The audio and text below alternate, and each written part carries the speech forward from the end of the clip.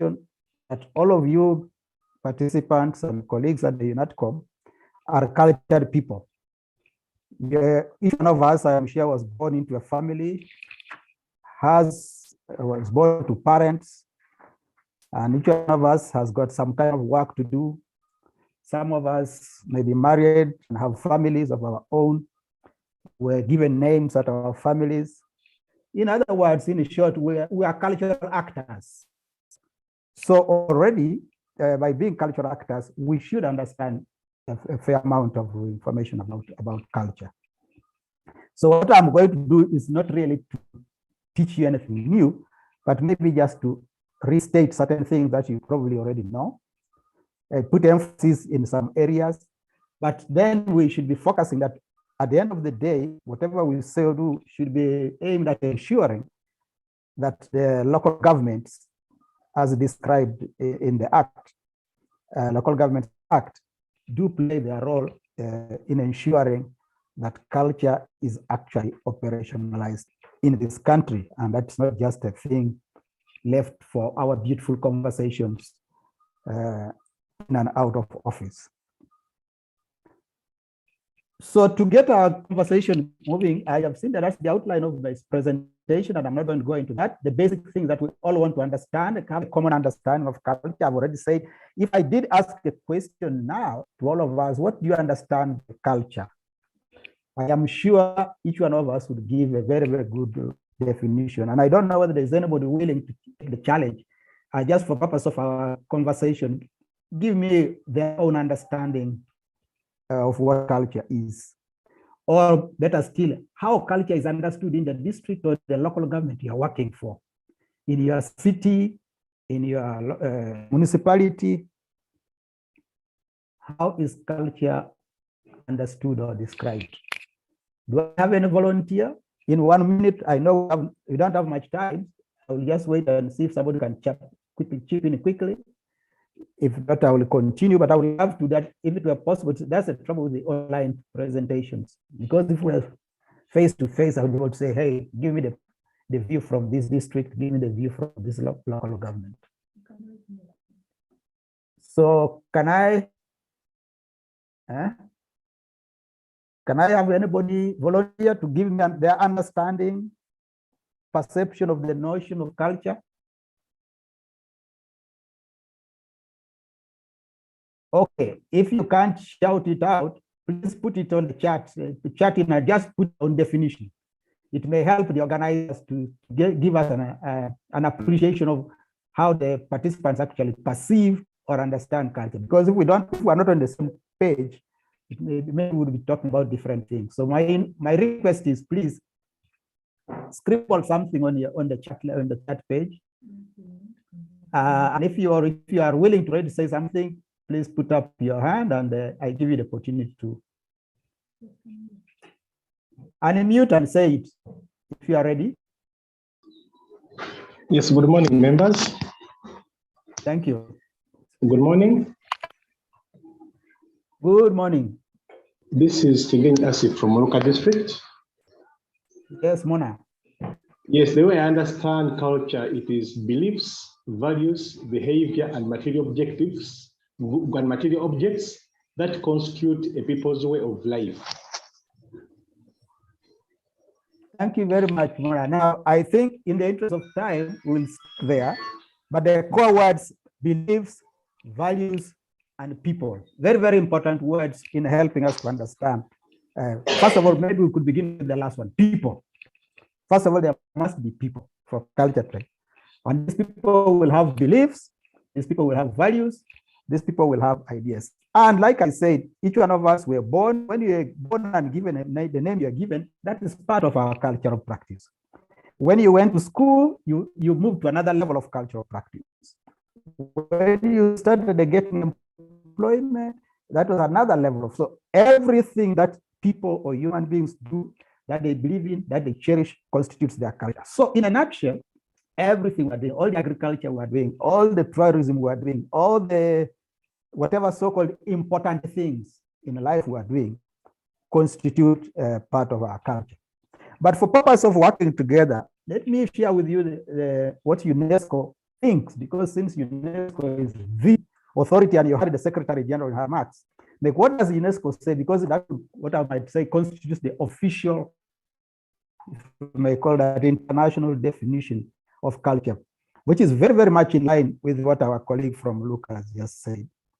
So UNESCO has this to say about the notion of culture, that a culture constitutes a different, oh my God, my eyes, different manifestations of the human and intellectual, artistic creativity. Just listen to different manifestations of human, which is people, intellectual, artistic creativity, past, present, and you can even add, and the future, together with the individuals and institutions responsible for that organization. So culture involves the ideas and but also the institutions. So in this case, we're thinking of institutions like museums, theaters, and so on, constituting part of what makes up the notion of culture. And that it also concerns with the manifestations of human aspirations and creativity. And that's where the question of values that you raised in the definition when you talked about the values. And finally, UNESCO summarizes this, and I will read this for you. Further, don't worry, these things are in the document that you will receive. That UNESCO finally defined culture as the whole complex of distinctive spiritual, material, intellectual, and emotional features that characterize a society or social group. And I think we should focus on that, a society or social group. In other words, you can have a culture of all the men and women from the East, or if you reduce them to their smaller groups, the Banyoli, the Iteso, the Bagwere, the Samia, the Japs, the Lot, the Basoga. But also within those subgroups, you may even find younger people among them, older people among them, constituting hobbies of a certain primary school, of a certain secondary school, can also get what you'd call subculture. So it is not just about society, but it's also about groups. And that this includes not only the arts and letters, but also modes of life, the way we live our lives. Now we are shifting from analog to these things we are talking about. Many years ago, when I started work, the government of Uganda, you needed to travel for almost a holiday to reach one end of the country to deliver a workshop like this, and take another 2-3 days coming back. So the modes of life, fundamental rights of the human being, values, traditions, and systems. That is what UNESCO tells us about it. But what does the government of Uganda say? What is the position of Uganda in respect of culture?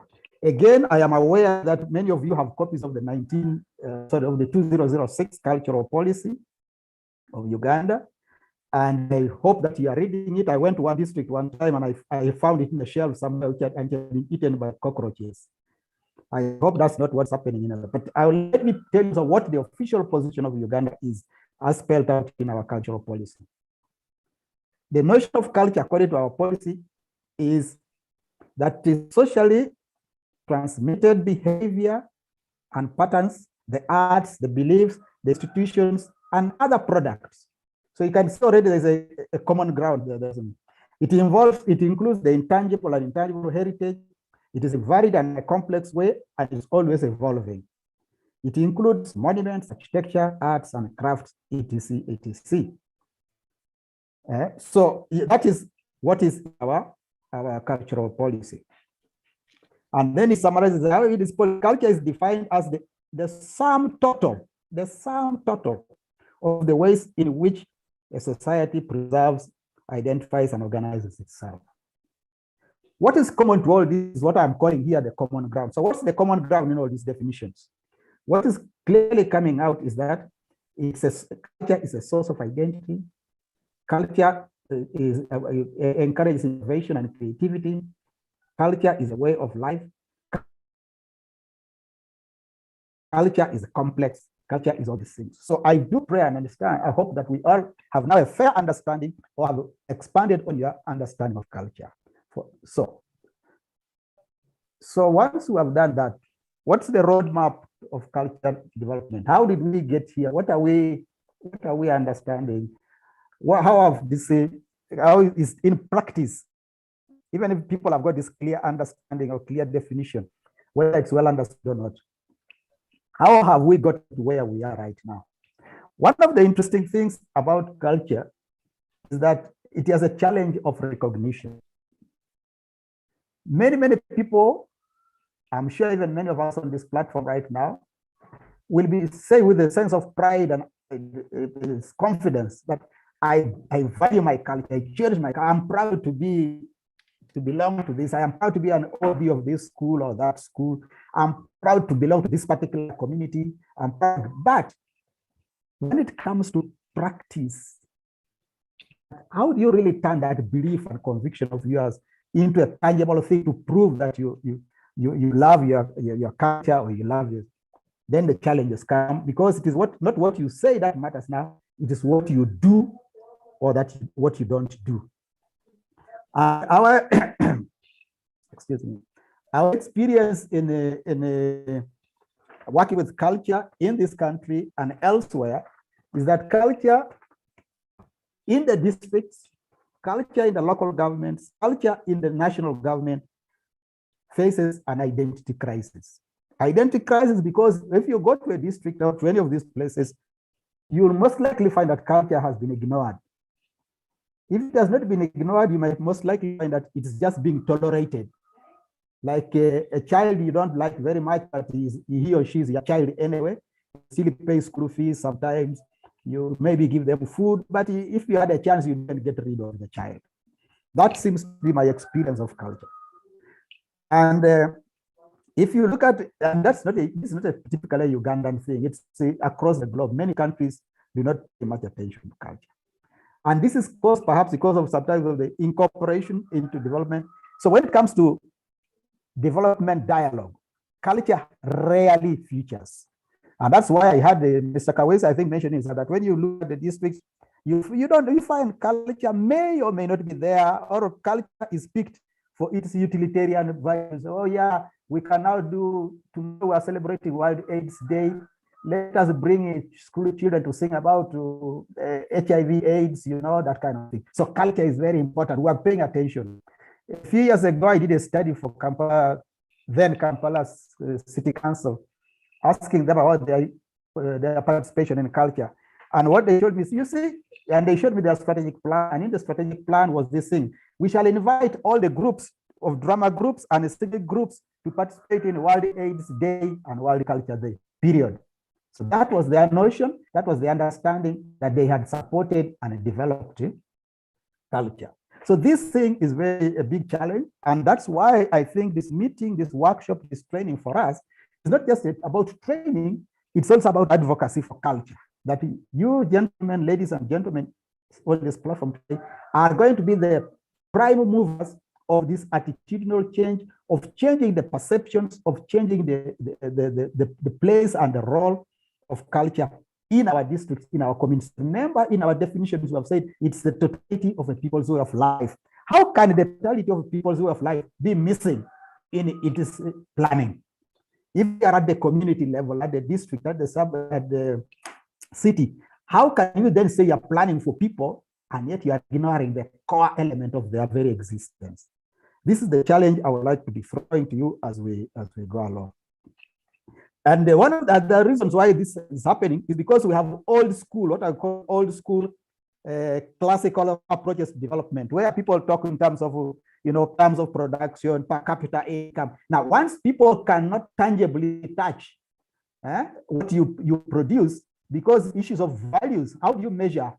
What indicators do you put aside to show that this value has contributed to this? I know now UNESCO is working on cultural indicators and so on, which is again a good development. But for the time being, if you look, and I challenge of you who are planners to begin looking at cultural indicators that will actually show and prove statistically and economically that culture does have a part. How would you work if, for example, you are trying to develop a plan for a district, plan for a local authority, and you're saying you want people to produce and this, but their attitudes, their mentalities are skewed in a different direction? How would you claim that you're planning for them? How will you begin measuring things if people's attitude is not geared, is not tuned in the same direction with you? So That is a challenge I feel culture is faced with, and I would like to appeal and applaud that let us begin giving culture the recognition it does if it were. The other challenge we have, as I close on this particular, is the question of externally imposed approaches to development. So you find documents prepared in New York, London, nowadays Beijing. They come in and they are fitted into here to fit into without taking into account our needs. So, or in our case now, the plans are made in Kampala. They don't take into account the interests of the people in Toronto, people in Soroti, people in Mbale. Then you find the thing is high-end, top-down kind of thing, and as opposed to you taking into account the behaviors, the values that the people cherish. However, all is not gloom and doom, and we do know that in the 1980s there has been a change of attitude. It is slow, it's gradual, but it has been coming, which has led us to begin even redefining and understanding that what exactly is culture. That's why in the 1980s, 1990s, UNESCO has led in the thinking, in the rethinking of the whole concept of development. And during the decade of World Cultural Decade for the Sustainable Development, 1987 to 1998, there has been a redefinition of our culture and try to bring culture back onto the table of development. And this, for me, I think is and you find that even in the late 50s, you have what I call here cultural nationalism. When people started, our countries were getting independence, and that culture was used as a notion that promoted independence. We must promote our culture. And if you remember in this country, the establishment of Uganda television was specifically a cultural reaction that people wanted to have African music, African dance, Ugandan music and dance on it. So our culture. Now UNESCO led in this wind of change, and this wind of change brought about the discussion, especially in the 80s, the role of cultural policies in the development, the role of culture, beginning about 1980, 1982, but also within the context of Africa, we redefined our notion and understanding of culture. The Secretary General also touched a bit on conventions, which I'll talk about that later in the other paper. But the bottom line is that these instruments that UNESCO brings about are the kind of things that then begin to engage people and the attitude and views of the culture. And as a result of this, even the bilateral agencies, even the donor agencies started thinking. World Bank, for example, which in the past saw culture as an enigma, started engaging and producing papers on the role of culture in the development. The United Nations Development Program started thinking about it. The bilateral agencies, like in many countries like SIDA and so on, started thinking of the cultural component, the cultural dimension of development. And that's where we are here today, that part of the conversation we're having is actually a beneficiary of that kind of thing. What did this lead to? This led us to calls for national actions, calls for local actions. In the Ugandan context, what happened? As a response to some of these things, we started putting in place the idea of a national cultural policy. We have kept referring to it. Yes, we came in as late as 2006, but if you look at the history of the national cultural policy of Uganda goes back to 1977 or even earlier, when the idea was that what do we do to preserve, promote, and develop our culture? So the notion was always there. It wasn't that it had not been formally reduced onto paper for us all to read, which only happened in 2006. The question of people who started gathering information today, we are talking about gathering cultural statistics. And I do know that a few years ago, the Minister of Gender, Labor, and Social Development started collecting cultural data. And I do hope that in the districts, we should be able to gather data on culture to give evidence, especially when we are urging our cases in the support and the promotion of culture. And at the local level, and I think this is where you come in again, what were we expected to be doing? We should be harnessing harnessing the different aspects of local, social, and cultural actors and societies to ensure that the cultural life of our communities and our territories in our country is entrenched in our planning. Maybe these are questions you might like to ask yourself. Is this happening in my local government? If it's not, It's time we started thinking about it. To involve the communities, how do we involve the communities in the organization and organizations in implementation of and the discussions of cultural activities? Do we actually have culture discussed in our place? So the CDOs on this forum may like to reflect on that. How many times have you had contacts with the communities to discuss issues of culture and what needs to be done to promote and also to entrench it in the planning process? The planners, the hardcore planners might like to say, have we expanded the analysis of cross-cutting issues of culture across borders? What's the relationship between culture and education? What's the relationship between culture and agriculture? What's the relationship between culture and overall development? Have we done analysis, or are we just saying, as some quotas say, oh, culture is a negative thing, culture undermines development? That for me is old school thinking. We may like to look at that. Ladies and gentlemen, I give you that picture partly to entertain you and to give you a social break, but I would like you to think seriously about it, that culture has, I picked this from our work on education for sustainable development, but if you go back to our definition of culture, you'll find that we talked about culture as entailing all the human activity. And if you look at those three components, environment, society, economy, constitute culture. And my thinking is that in all this, I should have probably put another circle there, that where culture touches on each and every aspect of this. So if you think of whatever happens in our society, whether it's our health, whether it's how many people, by the statistics from Ministry of Health, I think even from Ubers, show that a lot more people will go to informal medicine than to formal medicine. Now, what does that tell us?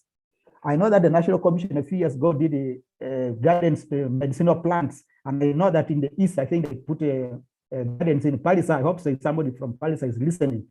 And I think also in Moroto, what have we done with those gardens? To what extent have those gardens been developed? Or is it that thing is not seen as very, very important? If it was developing maybe a new variety of cassava, a new variety, but we are not developing new varieties of crops. You saw what happened recently with the COVID thing, with the Professor Wang, with the COVID-X. He is using traditional medicinal practices, traditional medicinal knowledge and skills to develop a cure. So you can see that there is definitely a clear relationship between culture. I mean, not go into that, but you can look at these things in matters of environment. We have beliefs in our society that which tell us not to do certain things, for example, in the rivers, and it's basic health science, it's also basic community. If you urinate in the water or decide it's because people are aware downstream someone else is drinking that water, and so you are encouraged to take your water out and wash. So, but these are things, those are just beliefs, those are just sayings. But they are sayings that are rooted in a community welfare, in social development. So, ladies and gentlemen, you cannot afford to ignore the cultural component in your development planning, in whatever activities you are planning for. Whether you're planning to grow 10 acres of coffee, whether you're planning to grow 50 acres of cassava, they have a cultural link to it. Now, I just will say this in summary. Again, this document you will receive, that on the right, the functions there are actually the forms of local practice, which go back to our definition as to what constitutes a culture. But I'm looking at this element, that aspect, which these are some elements in our culture which are traditional. For example, traditional livelihoods, the ways of people live, so their cultural norms, their practices, their values on the right-hand side of that screen, the functions. We have distinct cultural forms. So on the left, the element, I'm trying to define what it is. On the other side, I'm trying to unpack and see what it exactly does. If I asked you in your local government, what have you done about artistic expression? What have you done about the local architecture? People are building all sorts of nice houses today and so on. Are they taking into account traditional community? The late Professor Kot Pabitek, his teachers, told us something very interesting, very uncouth anecdote. It was a bit uncouth sometimes. He told us of how in Nairobi he visited one of the professors who was then our dean of students at the time, I recall. And he says that he went there and one of the boys came to there and greeted him. "Hello, uncle, how are you?" He quickly shouted and said, "Stupid Kikuyu, since when did I actually become your uncle? I'm not your uncle." And he was trying to tell that the child should be told, "I am a friend of your father, not your uncle." Now, as he was finishing that conversation, somebody flushed the toilet on the other side. And the soil came and somebody comes out and say, "You see, in my village in Acholi, we would walk 2 miles away to the bush, you go and do your thing. There you come back, nobody knows what you have done. But in modern architecture, you design the toilets just there and you come out. So and then your mother-in-law has also come out of there. You sit on the same toilet. I was raising fundamental issues about how would African house designs look like? What should they look like? You know that you have had cases where your mother-in-law comes and you have to run away from the sitting room because she is there, or she runs away from the sitting room because we respect the distances between mothers-in-law and so on. So these are kind of things that we may need to think. I will not go into detail. Please look at, you can look at the documents later. Color and environment, I have already tasted this, made reference to this already. But traditional systems of environmental management, I've told you already the case of water, ecological challenges, the practices embedded in our local culture that value the balance between natural and human world. When they used to tell you that this particular, for example, in Uganda here, I think there is a joke about how the various names of the clans, whether you are in Chima, whether you're Mamba, what, were actually a device of the Kabaka then to protect nature and minimize the value. So if you went and removed all the monkeys from whichever forest, you'd soon have had no monkeys. So you get a clan called the Chima, so that they value that's their totem: don't eat, don't kill, don't destroy. You are protecting the environment. You get the Mamba people, don't eat Mamba. And so there are many things which again sound very simplistic, but they are very, very highly intellectual. They are very, very highly protective. Culture and society, elements of social cohesion. Today we talk about cohesion, being together, ubuntu, tuyuge pamoja. But that's only talked about in mouth. But in traditional societies, there were reasons. That's why when you issues of marriage, issues of violence, issues of what, everybody was expected to be there and so on. I will give you time to read those things yourself.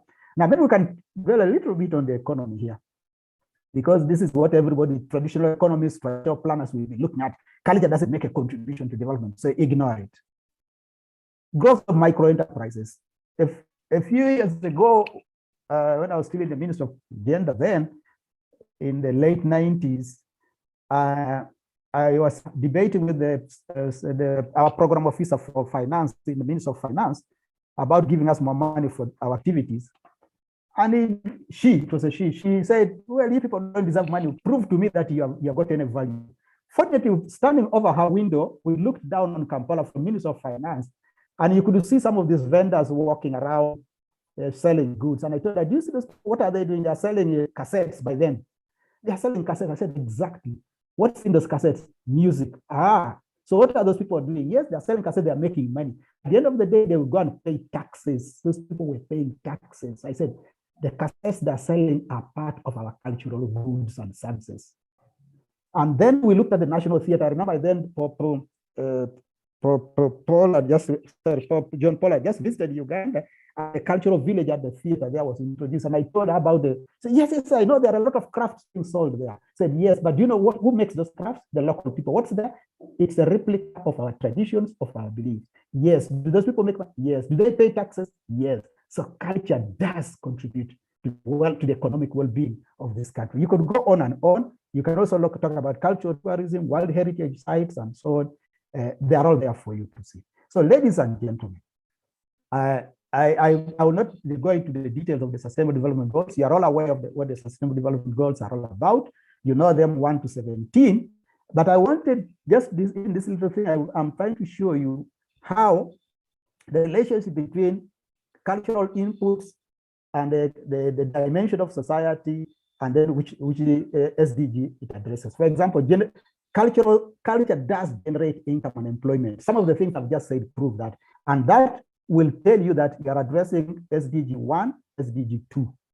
That culture does have a measurable social and educational benefit through cultural activities, cultural industries, promote social cohesion, critical thinking, and partnership. Again, that addresses the dimension of society. It will be seen if you got your SDGs 4, 8, 9, and 11, and so on. The culture does foster the local image, the quality of life, and embodies local and identity and attracts tourism. Again, that contributes to the welfare of our economy. You can again refer to SDG 3, SDG 11, SDG 12, and so on. You can go ahead and look at this. So, ladies and gentlemen, what am I been trying to say in all these many minutes? That mainstreaming culture in local government planning is a sine qua non of development. That unless we change our attitudes and begin embracing culture and see it as a major player, we will continue going around and around in circles and wondering why we are not moving forward. That culture is indeed at the heart of development, that we should embrace it in our overall planning, that we should integrate it. Integrate is the word. Even mainstreaming has a problem. It should be part and parcel, and we must invest in it. And my thinking is that any local government, any officer who does not engage in is not helping us to develop our culture. And to help us with this, you as planners, as developers, will then be able to develop at your own local government tools and so on that will help us. But above all, let us in our planning allocate money or find ways to facilitate access to funding for cultural activities. And deal together with whatever other activities you are doing to develop your districts, develop your local government, culture will be a core partner in this. I thank you very much for your attention, and I do hope that I have at least been able to give you an idea of the role culture does play and why we think culture should be a very, very important element in our development planning. Thank you. I don't know whether Dan, we are going to take reactions now or not, but I need that too. Yeah, thank you so much, Mr. Okrut, for your presentation.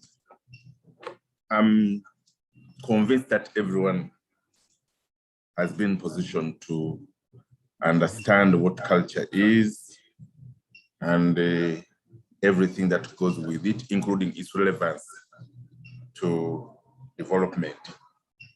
I've been seeing comments that were made by some people here regarding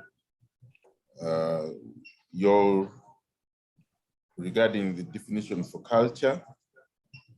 Just permit me to read out a few of them. Somebody was saying that culture is a belief that guides the behavior of the particular community. Another one said culture is the way of life. That is Mr. Tenywa. Mr. Chigene said beliefs, values, behavior, and material objects that constitute a people's way of life. Mutonyi said, no, Mutonyi was saying something else. So those are some of the definitions people were making online, and you could see that they are spot on. Thank you so much for these comments having come through. As far as our program is concerned, the discussion will come after the next presentation. And I would like to request again, Mr. Okrut, to take us through the legal and the policy framework for culture so that we can be in position to understand where culture is hinged as far as our laws are concerned. Mr. Okrut, over to you.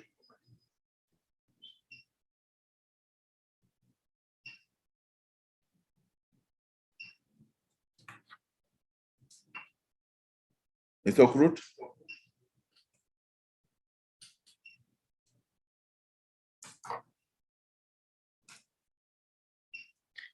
Mr. Okrut, can you hear me? I think he should unmute. No, it's okay. Yes, I am there, Rosie. Thank you very much for your concerns. I told you I'm shifting from analog to IT compliance. So you have to bear with my pace. But I am still compliant. Okay. Now let me take a deep breath just to mark the transition. And then I give you my next presentation. Now, as you take a deep breath, Mr. Okrut, can you go to your PowerPoint? Go to? Because you're to your PowerPoint. Yes. because it is halfway showing, there is an icon for slideshow. Go into slideshow. Yes, so that we can be in position to get a full. Okay, let me see if I can get there. Let me see as I can get there, but I'm okay. Okay, Dan, is that what you wanted?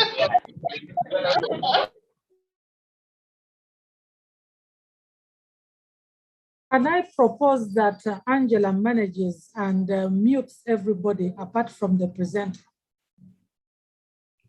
Yes, I'm doing that, but the people keep on unmuting themselves. But let me see if I can do that.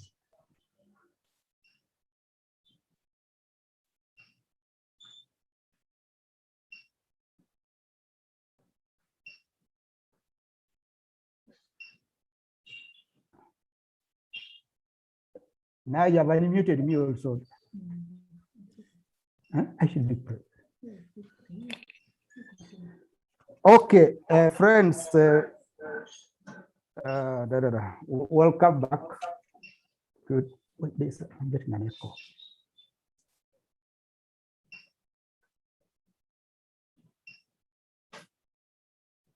Okay, can you see my screen? Yeah, we can see. I think you can proceed, sir. Okay, fine. Thank you.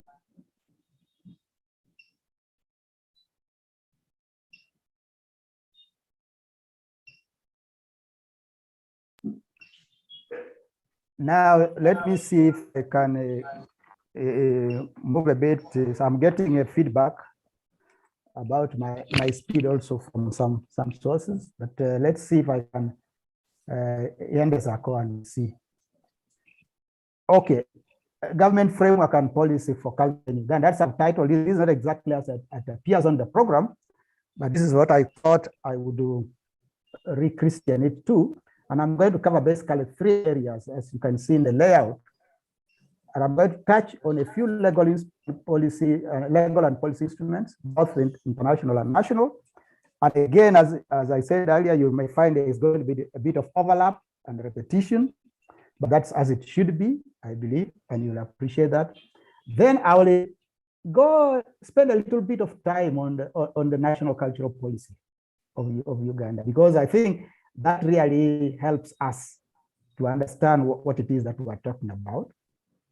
And then I will touch on the UNESCO conventions. I told you the SG did mention them, so that's even if I just skim through them, I hope you'll still be able to understand. And actually, I must check whether she just stole my words or I stole her words, or because when I left the commission, maybe I left my words there and she's just picking them.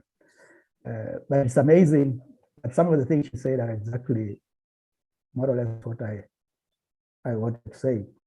One thing she said about how many policy, also how many conventions we are party to, but I guess those are just existing facts.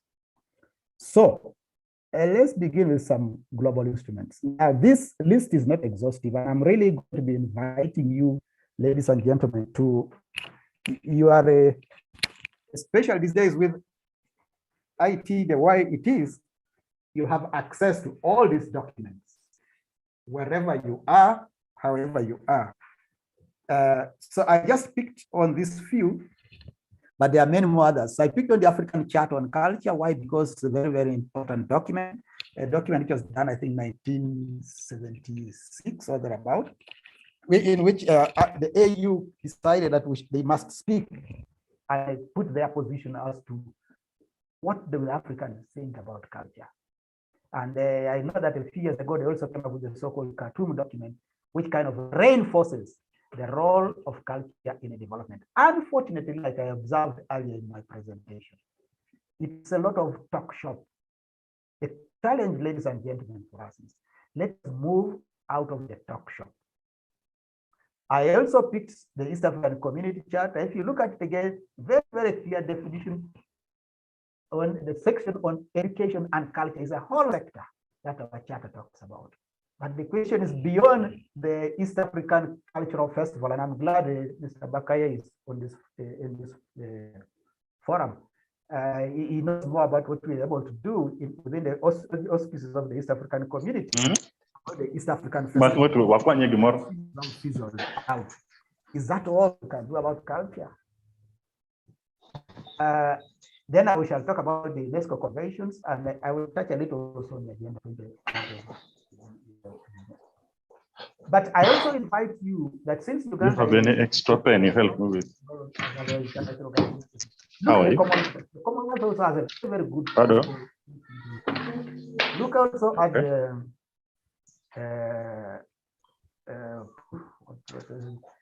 look at the charter for even the Economic Commission for not SADC. We're not part of SADC. We are part of SADC, yes, and SADC has got a small clause also on the culture and so on. So any organization that is submitted is whatever he checked bank account, he has not seen the money. That's what they say is not very useless. So both of us can buy.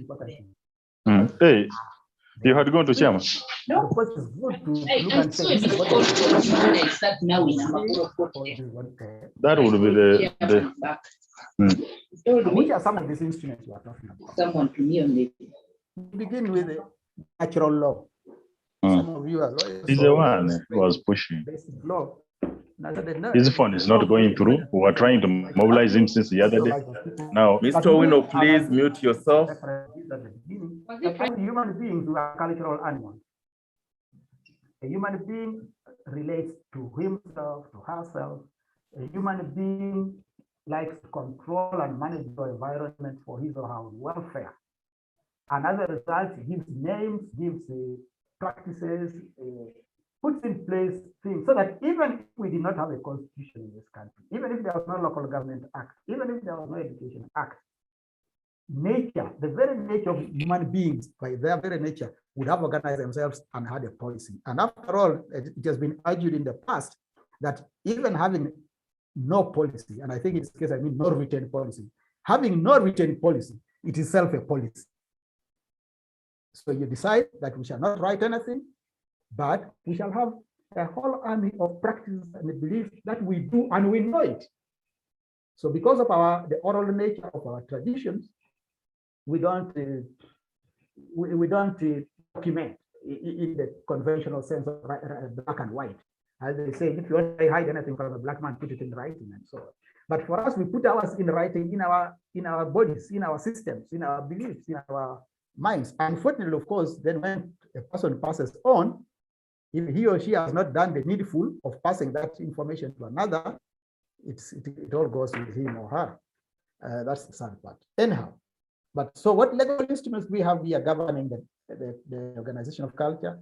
I would like to invite you again to look at our constitution as amended, 1995 was amended, and you will find that even in the preamble to the constitution, there is a definite commitment by the government of Uganda to doing things about culture. You have, it's in the same act that you find that I think the whole of, besides the chapter 4, which is really about human rights and so, but also talks about, but even the preambles to the constitution tell you that it's that the government will pay special attention to culture. If you look at the article 246, which is institution by which cultural institutions are established, you find again that it addresses all these things. Then we are familiar with the Local Governments Act. You should be more knowledgeable about this than I am, and I leave that to you to look at it. But our main concern in the Local Governments Act is in Schedule 2, which is very, very explicit. Besides all the other things it says in Schedule 2, it's very, very explicit, tells us about that culture is a decentralized activity and is therefore the duty and the responsibility of who? Local government. So, ladies and gentlemen, when therefore you are planning or somebody, when someone, your cow or your politicians, no, we don't have money for culture. It's not you who wants it, it's the law. The law wants it, and you are implementing the law. I also make reference here to the Uganda National Cultural Act. Actually, it's 1959 Act, as amended in 1964, which establishes the Uganda National Cultural Center. Again, it will be very interesting for you to look at what the Act says and the kind of thing that it is supposed to be doing. And local governments, you have a vested interest. I can't remember it, but I think the Articles 11 and 12 of the National Cultural Center Act. If you look at them, they clearly tell you what is expected. They are supposed to even be regional cultural centers, and you people you don't have them. You should be taken to task to government, central government, to task to explain to you why there are no regional cultural centers, to explain to you why there are not district cultural centers. The law provides for them. And since it's a decentralized activity and you have been given the mandate, you should use that mandate to demand, to request that government actually makes good. And now that they have also taken back the resources from you, you can still say that we should fix this anomaly. And there are also other things that you can do with limited or with no resources at all. Education Act 208, I have already hinted as to how the relationship between culture, education, culture, and development generally. But if you look at the Education Act, what is interesting here, the so-called thematic curriculum we are talking about. If you look at this is the act that talks about the primary, and secondary. It is very, very explicit on the teaching or making education culturally relevant. That our education should not just be an education for them, but should be an education that is relevant. All this idea of so-called skilling, bringing skills into the education system. Growing up, I do remember we used to do a subject which for a long time has been thrown away. I hope it's not going among those which are being thrown away again. The so-called handwork. Even then, it was an endangered subject. Why? Because it was usually done in the afternoon when it was hot and when nobody was awake, keeping alert. And then we spent it making ropes, making baskets, making all sorts of things. But the bottom line of that was that we were doing things for our life. I don't know what other people in other parts of the world of this country were doing, but in Teso, we focused on making ropes. Why? Because ropes were directly linked to our goats, ropes were directly linked to our cows, because you needed a rope. So it was a practical thing that you made a rope and you took it back home.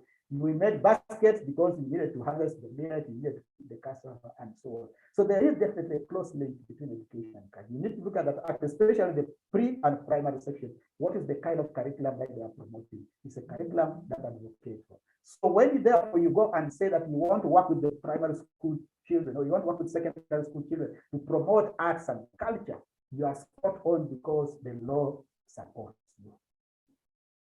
Ladies and gentlemen, the cultural policy, I think I've dwelt a bit on that already. I don't need to go too much into it again, but I would love to encourage you again to look at the policy, and it says a lot of things about what we should be doing and what we should not be doing. But I will raise it a little. Vision 2040, I know, has also got a very good comment on art and culture and what should be done. And then the NDP3 has been very explicit. This time culture is actually now beginning to appear. This is the kind of change of mind I was telling you about. In the 80s, it was very gray. As you get to the 90s and as you get to the 2000s now, suddenly, yes, when the National Development Authority is now becoming a partner of the National Commission, becoming a partner of the Ministry of Gender, then you know things are definitely changing and that we need to do. So if therefore you're arguing for resources, if therefore you're arguing for ensuring that we must integrate culture, we must mainstream culture into local government planning, you are not asking for a favor. You are not coming from, you are not a man or woman who doesn't know what he's talking about. You are a person who is basing his or her knowledge, basing his or her demands on the law. And as the lawyers will always tell you, the law is very, very clear. And I do hope that nobody will challenge you on that. And if they do challenge you, you have points of reference. Now, let me dwell a little into the policy, as I promised. I think this just an object, what are the core objectives of the policy? This is not everything. Again, I encourage you to read it. It's very clear the policy says to promote and strengthen Uganda's diverse cultural identities. And in my presentation, I did, in our definition of culture, you see the diverse cultural identities. And this, in my opinion, is also our wealth. There's a job people make, but which we should take seriously, that the 21st century is going to be a century of culture. Now, what do they mean? Because, and that the economy of the 21st century is also going to be based on culture. Why? Because most of the other traditional or core value elements of production. You talk of coffee. Coffee is, yes, it's trying to come back, but it's not died. Out of the 3 C's of Uganda, copper died a long time ago. Cotton is still struggling, but also cotton is virtually dead. So it's basically cotton which is struggling. Now people are moving to tourism. Hopefully that tourism will be free. The sad thing with all these things is that they are expendable. Copper could run out soon. You excavate until there's no more copper. Oil, which is everybody is looking at now, also is an expendable good, because after some time you don't know whether that oil is there for 5 years, 10, 100 years, it will go. But so long as they're in Uganda, in the world, there are people in this country called Ugandans. There are 56 of them, and this is so far recognized by the Constitution. Each of them with a different cultural identity. That means we have 56 different cultural identities, and they are not going to die today. So long as those communities continue to exist, they should be able to have cultural values that they promote. And of course, we allow them by borrowing. This is another threat that through this international so-called global village, we are allowing ourselves to be followed by other cultures. That's where the danger is. But if we stick to our guns and say, yes, the good things in our cultures must be maintained, must sustain, you'll find that that might be a better cultural good than having cotton, which you are not sure, which is subject to the vagaries of weather, climate, and all that, than having even oil, which you don't know whether while you're going to find oil will dry up and be on the Congo it remains, and so on and so forth. That's the thing to think about and really think about people's traditions, people's songs, people's dances, people's architecture will always be there as long as the people are there. So it's a sustainable, if you really want sustainable development, it might be good to think about cultural goods, cultural services, and so on. So to enhance social cohesion and collaboration and participation in our cultural life, that's what the policy says. To promote community action on cultural practices, you people in Mr. Kut, your volume is low. So you are obliged by the policy to work on this. But also, Mr. Kut, your volume.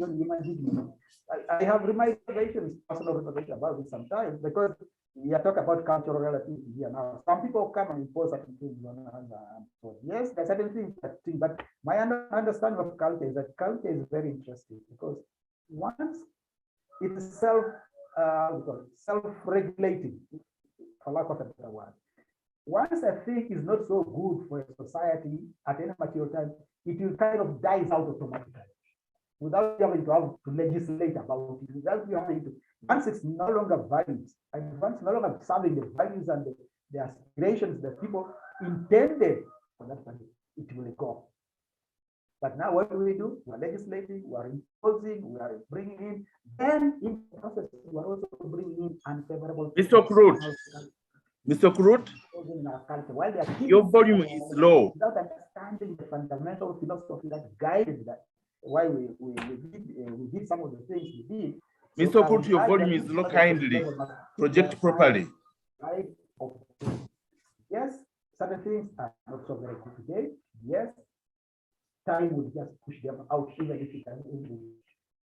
Two, there are things that begin to infiltrate, for lack of a better word, into our tradition, into our culture, especially among the youth, that we must strongly look out and support new people and the community that will make sure we protect them. Conserve and promote Uganda's tangible and intangible heritage. So it's not only conserve, but you must protect, you must promote. That is what the policy of the Uganda National Culture Policy tells us. So who are the key actors in implementation of this policy? You see that I've deliberately bonded local government. Broadly speaking, all ministries, and as I heard you talk about education, culture, agriculture, all the other ministries are somehow involved. But local government are specifically mandated by the Local Government Act. They are development partners, and I dare say, and I will repeat this again, when we are collaborating with development partners, we need sometimes to look at them with a pinch of salt. We need to be very, very careful what exactly we are sharing with them and what they want to bring on board. Of course, UNESCO is also a kind of double-edged friend. We need to be very, very careful. It's true while UNESCO is supporting an activity like this, sponsoring this workshop, UNESCO leader. I think it's quite, but you'll find in the arguments in UNESCO that people are always fighting, don't touch our culture, don't interfere with our culture. So whenever people try to bring in their own culture and want to impose them on other people, generally in UNESCO house, people will shout from the top of their voices, that cultures need to be. Mr. Kut, can you hear me? Very important to ensure. Mr. Kurut? Society and private sector, you know very well that we can, yes. Hello? Your volume is low. So these are the key elements, faith-based organizations, and of course, traditional communities. These are the key players according to the policy we should be doing. The lead ministry, we don't need to say it, is the Ministry of Agenda, and they are now with decentralization, their activities are well defined, they do policy, they supervise, and so on. But they also do a number of other things. They will develop broad programs of culture and share them with the country. They will initiate and disseminate laws. Now I'm sure they are working on the doing policy as well. Very interesting. I hope they can also bring laws which will give us access to taxes, that's so that we can be able to tax it. So we can promote culture, the culture tax or something. Those are not well concluded thoughts in my mind, but they keep going around my head sometimes. Develop enforcement of regulations and standards. This one I would be very interested. I would love to see the ministry do a little more on these regulations and standards. I do know that we try to make standards for artists and so on, but I don't know how I can involved with that now. But they are expected to give these guidelines and regulations. And then mobilization of resources for the promotion of culture. Again, here, we have a lot of work to do. It's again in the book. What is the practice? And that's the challenge. But this is what the policy says. Mr. Kurut? And I think you people are not Mr. Kurut, can you hear me? Your volume is low. Maybe you need to project Mr. properly Dan, into your maybe call microphone. him. Dan, maybe give him a call direct because I don't think I can hear you. Let me do that. We'd like to support on this. Then we can have dialogue with them to see how we can.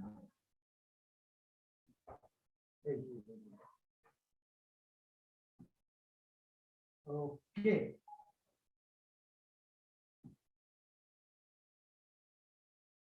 Okay, roles and responsibilities of local government. Again, I would like to repeat this for emphasis, but again to remind you of their role.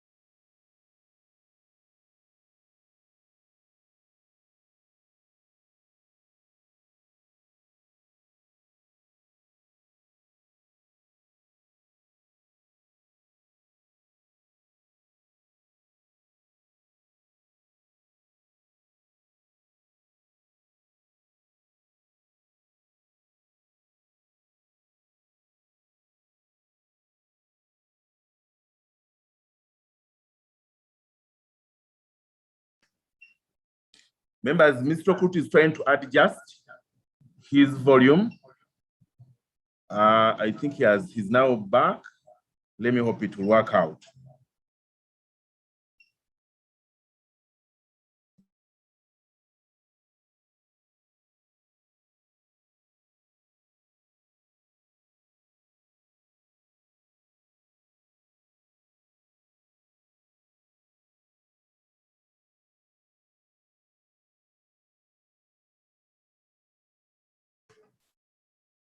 Mr. Kut, I can see you back. Kindly unmute and continue from where you stopped from. Dan? Is the volume any better? Hello? Go on. Hello? Mr. Kut, go on so that we can gauge your volume again. Kindly pick from where you stopped. Hello? Pick from where you stopped.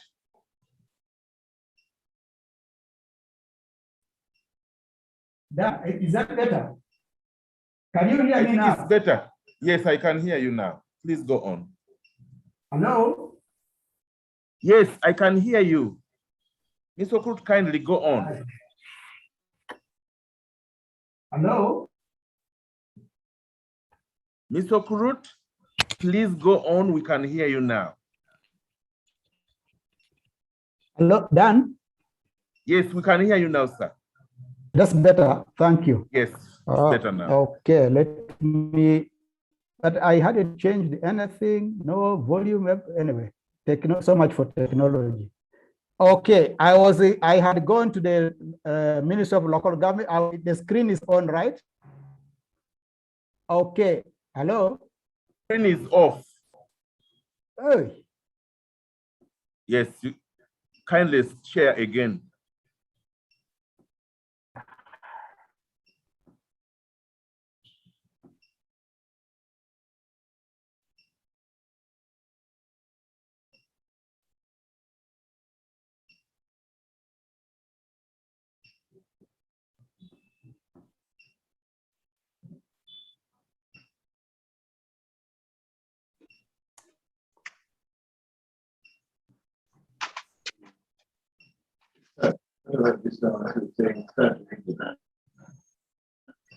This one.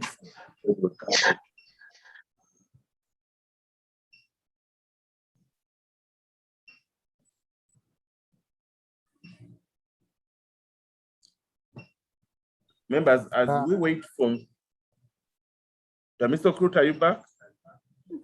I am on, but I'm not, the screen is not, it's having a challenge. So I'm not getting, it's not, my thing is not coming on. Yes, Angela, can you please help us to share that presentation from your side? Yes, yes, let me do that shortly. Yes, Mr. Krut, you can continue with your presentation as she shares. Okay, we were at the Ministry of Local Government. Is Angela there or Monica? Are we okay? Yes. Okay Which now. slide number were we at? 8, slide 8. Okay. Ministries of Local, the roles and responsibilities of local governments, right? Okay. Good. So I was saying the role of the Ministry of Local Governments there, and I was saying, I hope somebody in the Ministry of Local Governments is listening, that they are the ones to ensure, again, because of the supervisory roles of the central ministries, of central government, but the local governments also have their clear responsibilities. And this is what I would like us to dwell on a little. It's their role to ensure the development of cultural plans at various local government levels. So whether it's city level, whether it's municipal level, whether it's sub-county level, and you can even go on up to local government LC1. It's also your job to ensure the implementation of a national cultural policy and the antecedent national action plan. So these are tasks assigned to you derived from the Local Government Act to ensure the establishment of appropriate local organs for implementation. This is now purely a management issue. It can vary from local government to local government. You can have things that are what we call it unique to your industry, but the bottom line is there should be appropriate organs. For example, we used to have I don't like to talk of the so-called good old days. You used to have in the past things like district cultural councils. What has happened to them? Is that a kind of thing you want to revive? District language boards, is that a kind of thing you'd like to revive? Where cultural institutions exist, do you want to have organized something, activities around that? So again, this is a matter which can be customized to suit the specific unique local government. We also want to ensure the mobilization and provision of human, financial, and material resources. Now, this is the mother of all things, and this is where I know the wars come in. when it comes to resources, we have a big challenge. And it goes back to my earlier observation where I said that culture is ignored at most tolerated. But I've also observed that attitudes are beginning to change. Things are beginning to take a better shape. Can we take advantage of that and improve things even better? Angela, are you moving to the next slide, or can I move now? Are you seeing my slides, right? No, I can only share. One person is allowed to share. I'll continue. Okay, go to 9, slide 9, slide 9. Are you on slide 9? Yes, I am. Good, thank you. I would like to share this with you because once we have talked about, because remember you started about the national, now at the global level or the international level, UNESCO is the mother. And again, I would like to refer you to the comments, the presentation of the SG when she opened this meeting. She did tell you about what UNESCO is, what UNESCO does, and so on.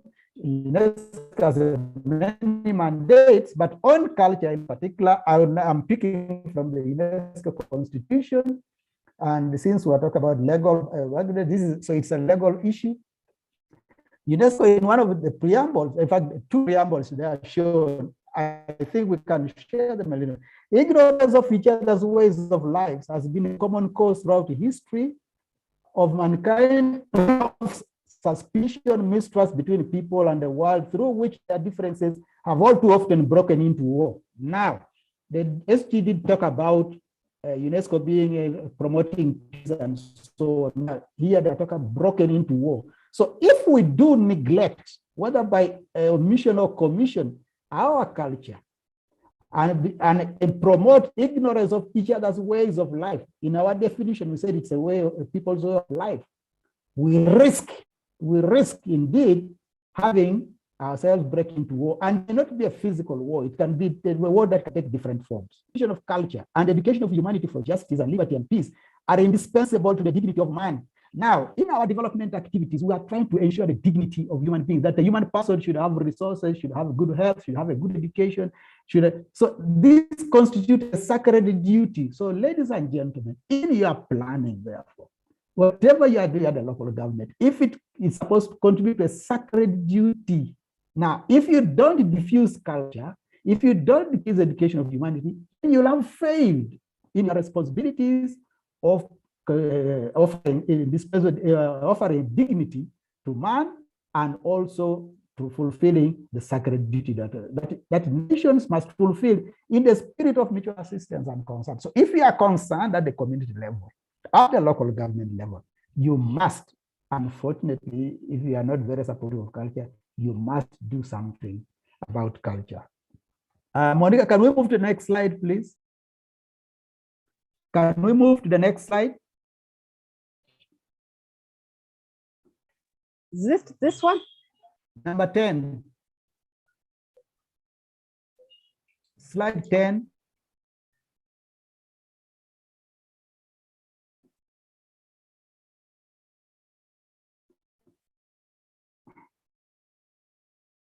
Are you there? Yes, is it this one? UNESCO's mandate on culture. Yes, UNESCO's mandate on culture. Can Perfect. you see? Thank you. Yes. Okay. So UNESCO's role, given that background to the Constitution, therefore UNESCO has a task itself to do some of the, and I pick on these 2 things: to develop robust conceptual frameworks and normative standard setting instruments to support the elaboration of national and institutional cultural policies. Now, I better dwell on those 2 terms, national and institutional. So at the national level, the Minister of Gender may take the leading role. However, at the local government level, the key up player become the local governments themselves. Now, they will then ensure that there are not only policies at the local government level, but also institutions. So if you have got institutions, if you have got schools, if you have got factories, if you have got industries around you, to what extent are you engaging with them to ensure that they actually have policies and so on? Now, in the case of UNESCO, some of the robust instruments that have developed include declarations Now, declarations, you know that you can have a meeting here and come up with a declaration. At the end of this workshop, we come up with a declaration. All local governments shall, in the eastern region of Uganda, shall do this. Now, that declaration is just a declaration. It's not very binding. Or we can even come up with the recommendation. We recommend that all district community development officers and all planners must now form an association that ensure that whatever we agree on the workshop, again, it's only a recommendation. However, they also have conventions. Now, conventions are more binding than declarations or recommendations. The conventions actually spell out duties and responsibilities, and much as it does not have the effect of law, is still able to insist that you participate and involve in activities. So UNESCO has those three elements: declarations, recommendations, and conventions. And we shall be talking a bit about the conventions in a while. Now, UNESCO's other function is to develop policies, actions, and to demonstrate the unique contribution of culture to development. I think I have tried to do this, again, through some of those policies, through some of those recommendations, they can do that. Now, Monica, Angel, shall we go to the next one? Number 11. I'm there. Can you see? Yes. Now, I would like to touch on the conventions, partly because the SG talked about them, but also I had already prepared to talk about them. She very clearly said Uganda is party. Again, if you see on the screen, the three in bold are the conventions that Uganda is party to. That is the 205 convention, the first one on top there. And then the second one, the safeguarding of tangible cultural heritage. And the third one down below is the protection of world cultural and natural heritage. These are the ones that Uganda has ratified and is a party to. Now, the other four, I hope we shall get there. Maybe we don't see immediate agency in them, but I also dare say that these three are really core to our activities in this country. Now, let me begin maybe with the bottom one of the 1972. Now, the protection of world cultural and natural heritage.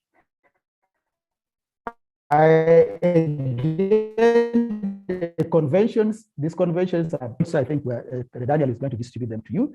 But the bottom line is that you as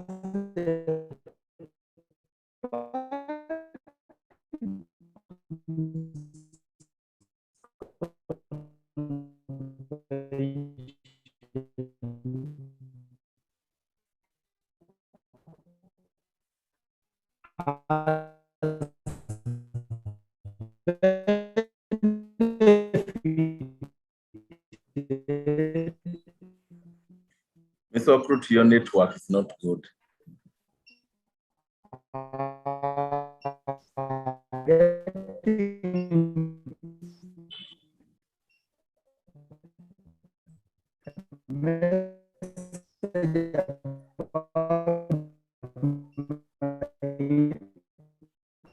Instability of my internet. You benefited that we have world heritage sites in this country, and I'm going to leave that to you as your homework to find out that at least Uganda has, I think, 1 or 2 natural sites, and homework for you people to do since you are engaged in culture. But bottom line, yeah, I've got a message already. It is telling me that it's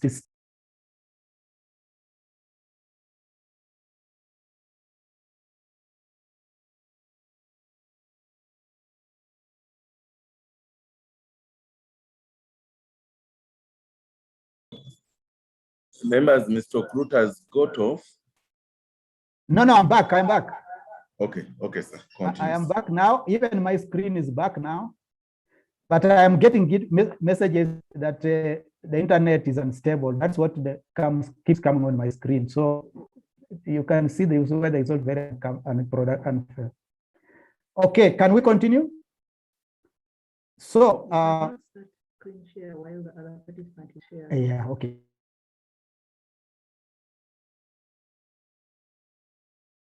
Okay, it's okay. There's someone, the administration. Mr. Okrut, you can continue. Please continue. So I was saying the three conventions that is 1970. Yes, please. Can you hear me now? Yes, Great. sir. Now, Yes, this sir. cultural heritage. Again, Uganda is a party to this convention, and this is the one. Maybe I can give away a few marks on this one. That if you have heard of the Park of the Bateau, it was inscribed. It was an act of intangible cultural heritage. And I think what's this about something about the Langi? SG, tell me what they did about the children naming something. And also, I think something be done in Karamoja under the auspices of this country. But the bottom line, sorry, now let me finish all the three and then I'll make a general summary.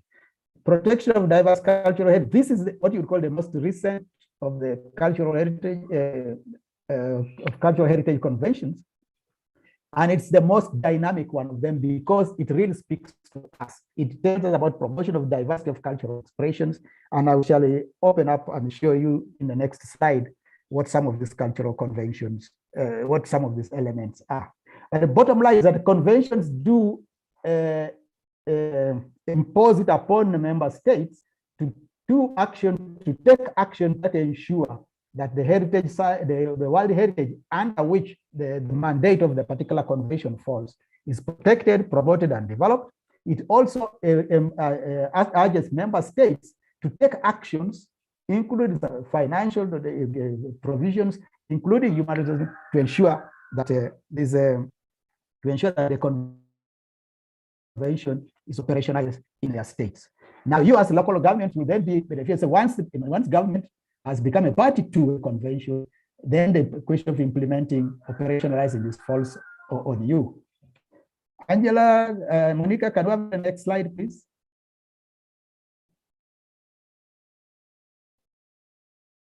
Can I have the next slide? Yes, I'm there.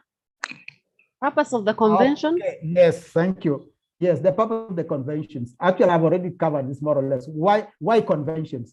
They promote the process regarding the heritage under its mandate to ensure respect of heritage by the communities and groups and individuals concerned. Again, you are community people, you are local government people, communities, groups, and individuals. That's where the cultural action is, down there, not on top, not in Kampala here. It's at the community level. Thirdly, you said to raise awareness of local and national, international levels of importance of heritage. So, for example, if you have a let's talk of East, which what let's talk of Kumi, Ngero rock paintings. Now, I will urge the CDO of Kumi or whoever is on in Kumi, a planner, to revisit the Ngero rock paintings because Ngero has been on the world tentative list of Uganda for quite a long time. And this is a that we know what how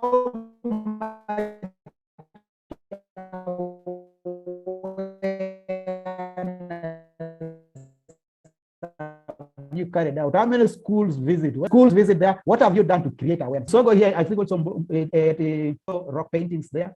There are these other rocks in it. That honorable former rights speaker visited. You remember the famous rocks that she went to.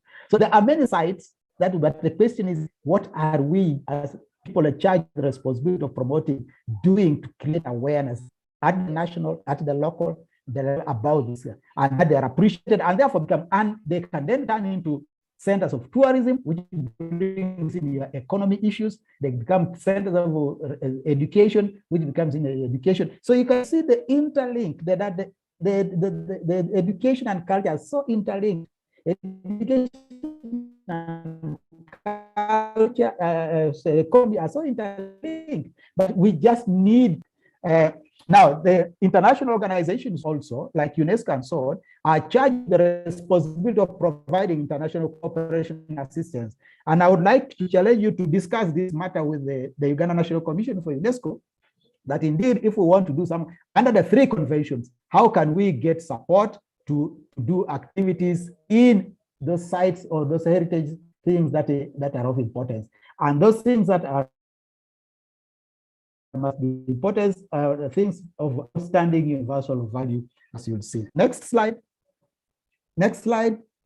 Monica? Next slide, please. Yeah, thank you. Now, I am picking on specific conventions now, beginning with the 72 one, and I'll run through it quickly, but I think what I want to draw to your attention is what the areas of color, what are those things that you should be paying attention to, which goes again back, helping us to define our understanding of what constitutes culture. So you can see that we are talking about monuments, architectural works, paintings, elements of archaeological building. Now, for those of you, most of us in thousands, so you might find that old buildings in the group. Old buildings were done by the colonials, maybe where the DC of those days, or where the colonial masters sat and had a camp. This might be interesting things, or where, in the case of parts of the where Kakunguru, if you talk of Bugisu, that area there, where Kakunguru, this become very, very, if the buildings are still there, this become of historical importance, but they must be of outstanding universal value. This is where you need to have a conversation with the Uganda National Commission for UNESCO. Say, look, we have this building site, we have these rocks, we have this.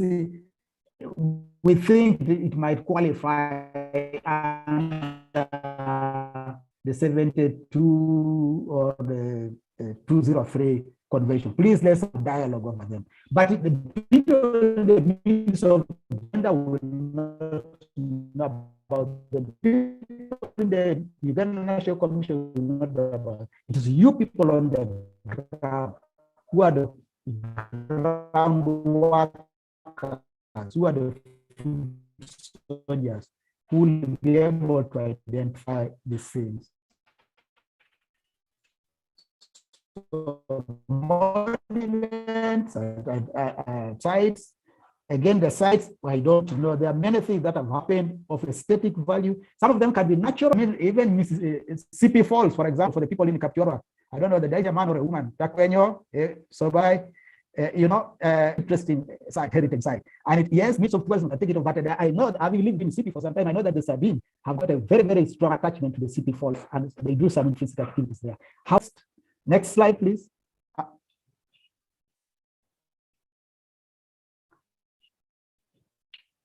Yes, I will skip that. Let's go to the next slide because, maybe let me touch on it a little. What is the responsibility of member states? Now, this is basically central government, but there are things which cascade down to local government. For example, adopting general policy. Yes, the national government will adopt a national policy, but at the local level, you also should have translate that policy into a local community policy. Setting up services for protection. Yes, you are the people who will know whether this rock site, whether this, I don't know, caves, whatever is there, deserves protection or not, and so on. Technical studies. Yes, you'll be the ones who will lead this. If you agree with the Ghana National Commission for UNESCO, with the Ministry of Gender, how you like to promote that. Let's go to the next slide, please. Next slide. Thank you. Now, this is the 203 convention. Now, this is the one under which I told you you should discuss with the Batoro, the Langi, and the Karamojong, where some of the elements have been picked. But again, for purpose of clarity and definition or redefinition of our culture, let's go to the intangible. What constitutes oral intangible heritage? Oral traditions and expressions. Many of us are losing our traditional stories. Many of us are losing our folk tales. We need performing arts, all the traditional dances and music you can think about. Many people have had their music records. Some types of music and dances are disappearing completely. I challenge the people of Teso region or sub-region to think about what has happened to Etida, for example. And all the things that I know it was associated with the churches and so on, didn't like it very much because it's associated with evil. But it represented a certain element of Teso culture. It's gone. It's gone, in my opinion.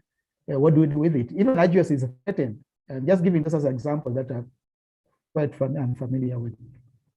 Social practices, ladies and gentlemen, let me make a small comment here about a Ugandan phenomenon. these Kiwanjula things of yours, the type where now you have a pattern of Kiwanjula from Kampala to Nimule, from Nimule to Kisoro, from Kampala to Busia, almost the similar things.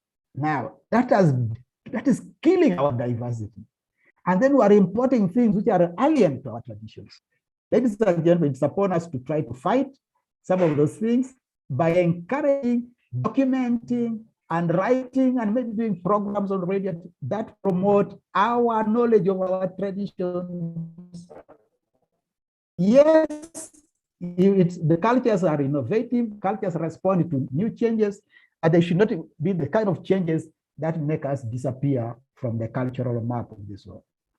Traditional craftsmanship, today we're using a lot of plastic cups, plastic baskets, plastic this. Yes, they may last a little longer, but as a result, we're also losing species of certain crops that we used to use, even animals that we used to use to make some of these things. So again, we have a duty to protect our culture for the benefit of the future generations. Next slide, please.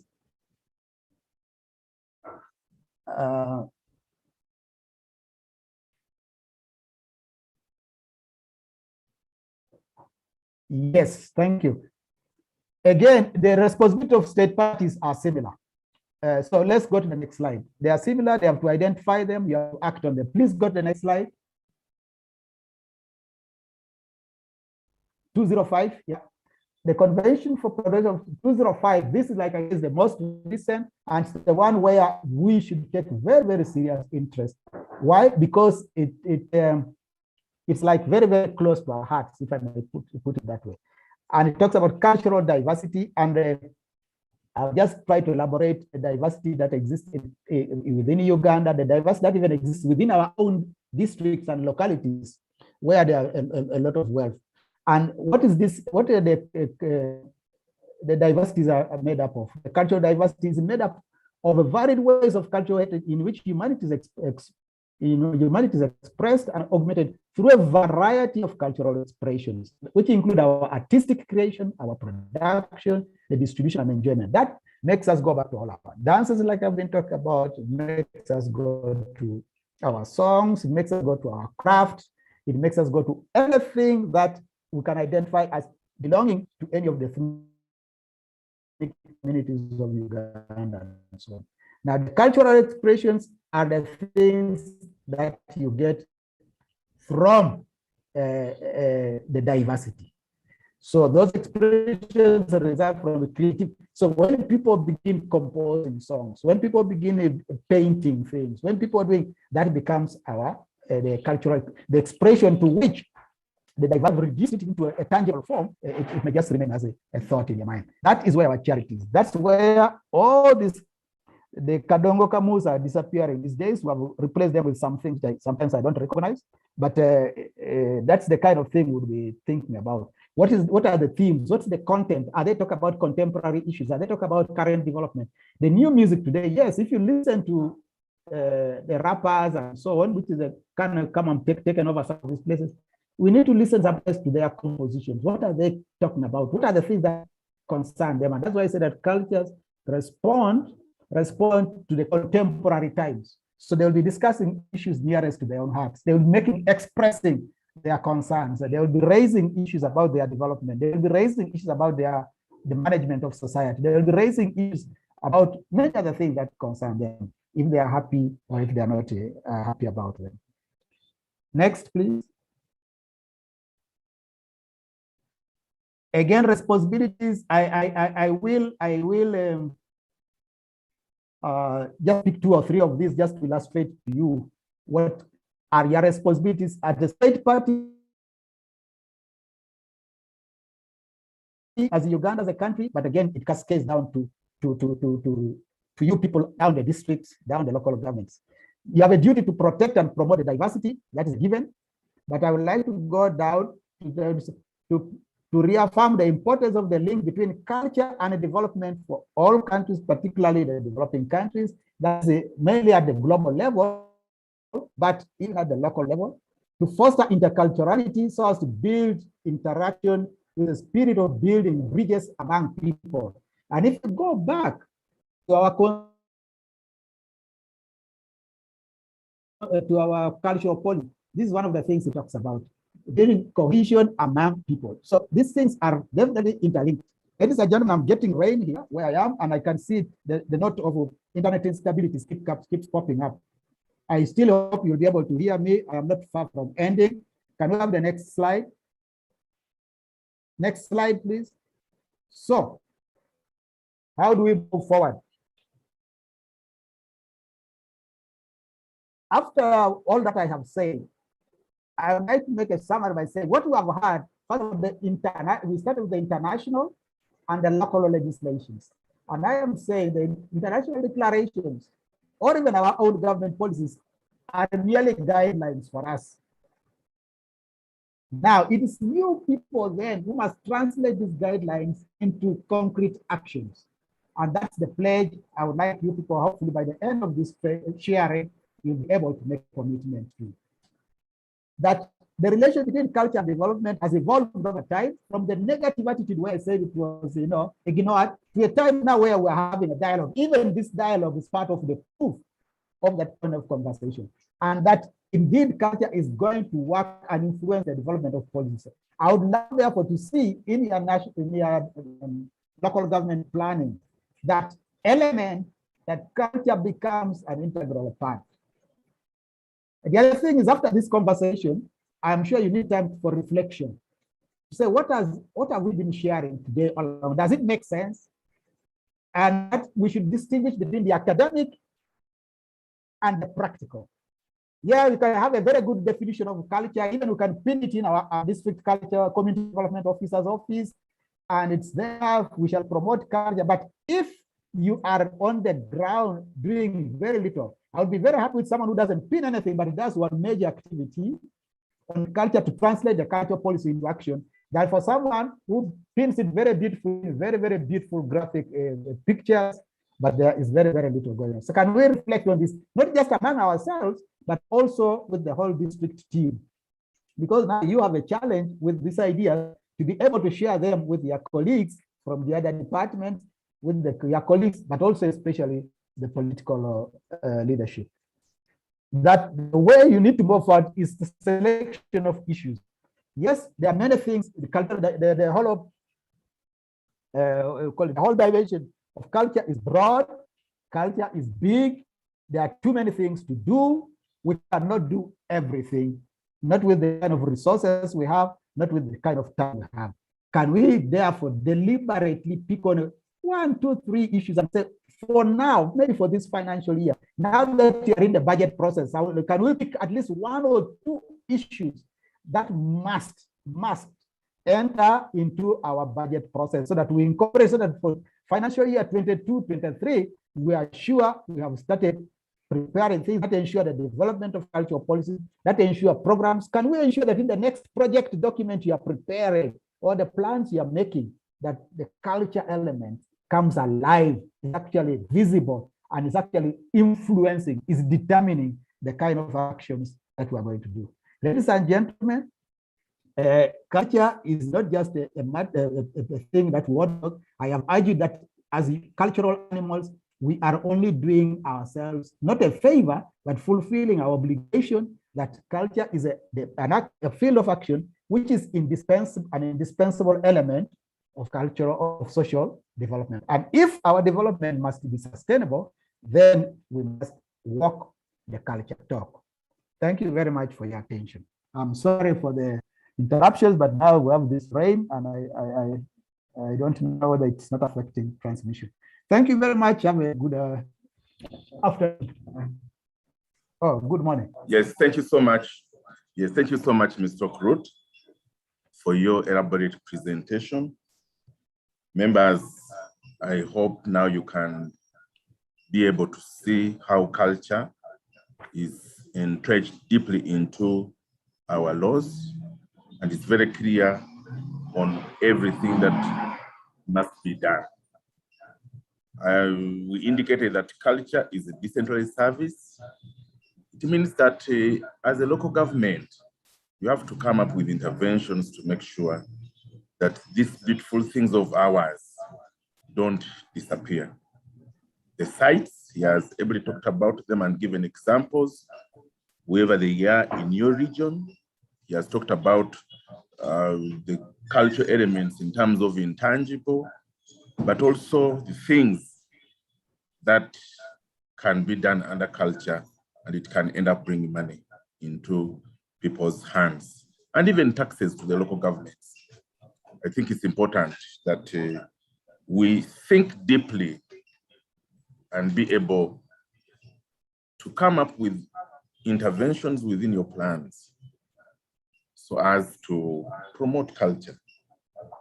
Our people are in serious need of employment, especially with this issue of COVID that has paralyzed almost everything. But there are enterprises, cultural enterprises that can be promoted, started within your local governments, and then people can be in position to earn a living. So the law is very clear. Culture is enshrined in the Constitution. We have a policy which is also being amended to take care of any other convention we've been positioned to ratify. The conventions are very clear. Out of the many UNESCO has put in place, we are now party to 3, and those conventions are very important. He has talked about the 1972 convention. This one takes care of the cultural and natural sites. Yes, he posed the question to you of which sites is Uganda having on the World Heritage List. One of them is Kasuri Tombs. You all know that in 2010 it got banned, but efforts have been made to reconstruct this site, and before end of next year, it would be complete. At least I've gone there, I've seen the progress done. But there are also other 2 sites on this list. Yes, please do your research and post them here. Now, those are world sites, but there are so many other sites within your respective areas that must be protected. Please, you may need to do a mapping within your local government and see which sites are of importance to the district and to the country so that this can be protected. So the law, he has ably done it. Maybe, is there any question you would like to pose for any clarification? Please, if you have any question, kindly put up your hand and please unmute and speak. Use the electronic hand.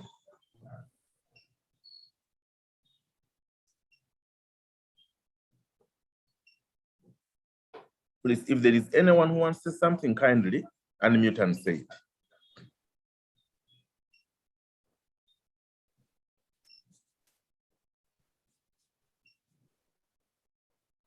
Angela, do you see anyone who has put up a hand?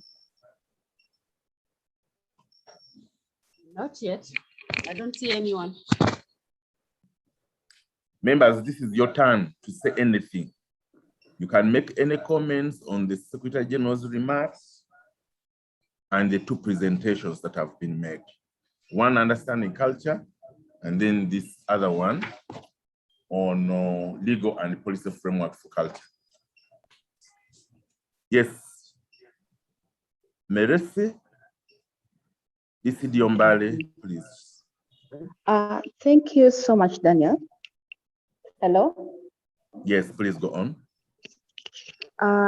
Thank you so much to the Secretary General and the Okorot for the wonderful presentations. And I liked his comment on cultures tolerated and not paid attention to, and never features in our development dialogues.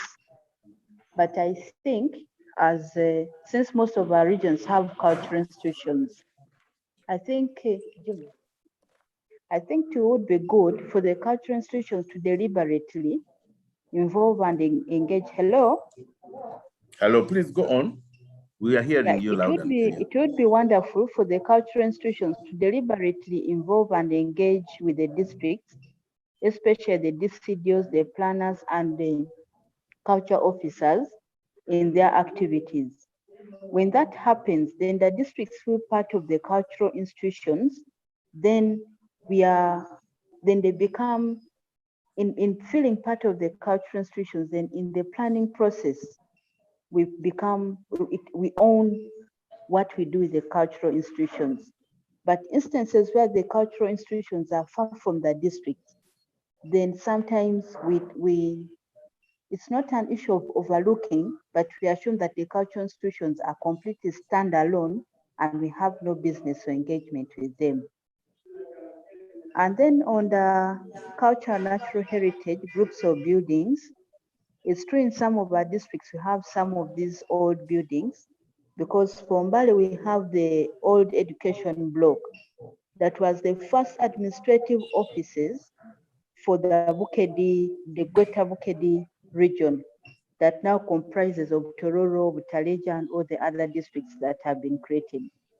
So such a building can be blocked off as a heritage site because it has a lot of independence values.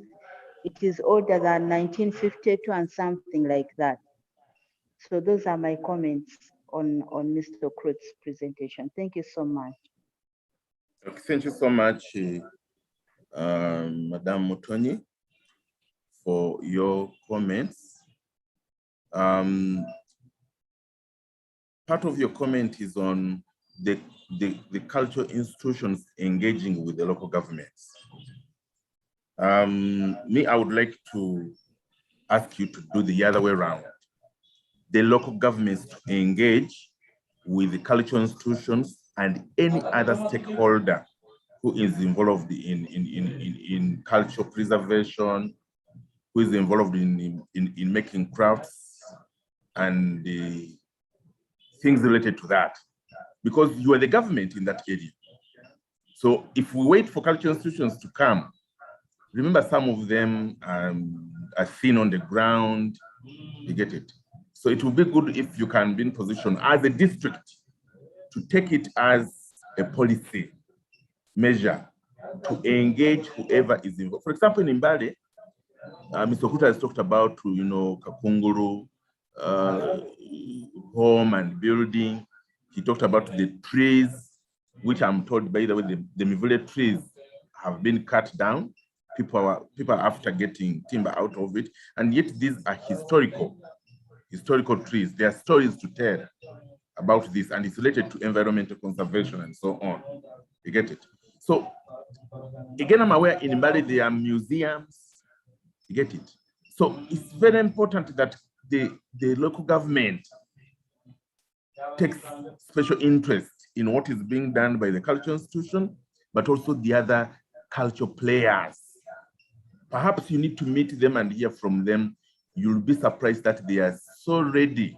They are ready to work with you in order to lift the profile of culture within the district. Also, Mbale, under the 2003 convention, we have cultural practices. Imbalu is one of them. There are so many others which need to be documented. He gave you examples of what is under the 2003 convention. He talked about backcloth. Of course, the art and skill of backcloth making is under that. The male child cleansing ceremony of the Lango people, plus other elements. What do you have as Eastern region? Okay, there is one from Busoga, but the rest, you get it? It's important that you can be in position to document these cultural practices before they disappear, but also support people who are into crafts making. This is culture and it's part of the creative industries, and this applies to all the other districts and so on. Mbale is lucky that you have now a city. I recall I met the first mayor of that city. The first mayor of Mbale city, leave alone this recent declaration, but we were told Mbale was the cleanest city. Now, can Mbale be a cultural city? Can you praise yourself into that and work towards a city that creates spaces for culture expressions, a city that supports cultural businesses, a city, by the way, we can even become a film city. Can you invest in people of that area so that they can be in position to tell the stories of the people, the stories of the Bama Saba, and this can be translated into films? You get it? So there is so much that this can do. It's up to you now to pick on what you think is so important. Yes. Any other? Members, we are not doing so well as far as time is concerned. Let's have 2 more people so that we can be in position to move on. I've seen some people making submissions here. For example, oh yes, again, Muton, you said the Inzu Yamasaba largely remembers districts during circumcision. Kindly go to them, like I said. Don't wait for them to come. You are the government in that area, and everybody in that area is actually under your government and your guidance. To be very good if you can be in position to engage them. Any other members? Angela, as we wait for other submissions from our dear participants, kindly display the presentation, which is understanding. No, the presentation is culture and creative industries economy. Please. Angela? Yes, Dan, I'm going to share it shortly.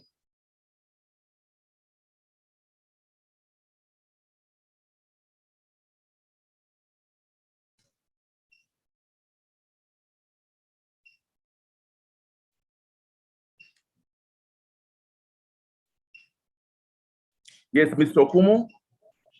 Please, Mr. Okumu, can you unmute and speak? Yeah, thank you.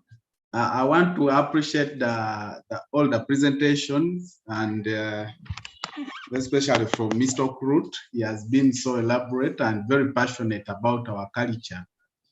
But I just want to observe one thing that I see contributing to erosion of some of the cultures in our respective communities. For example, the issue of language.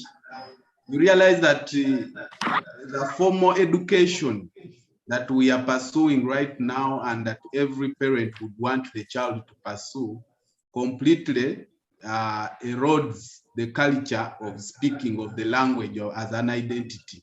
For example, in my district, of course, we are Basami Abagwe. You realize that very few schools would even want to see a child speak Lusamia, Lugwe in the school. And to mention, but it's not even examinable as a language. Of course, there is English. And you find that some cultures which have advanced, like Uganda, these are languages which are even examinable at university level. So those elements keep on eroding some of the some of the cultures, beginning from the issue of the language. Now, when it comes to other issues to do with perhaps like a culture of food, I know food is one element that identifies somebody's culture. For example, right now in Busia, fish, our cultural food was busuma and fish, but getting fish right now is not easy for a common man in Busia. And therefore, a child will grow up not used to that as a culture because of maybe those hardships. So I think some of those issues should be looked at as if we are to promote our indigenous cultures in our respective communities. Thank you.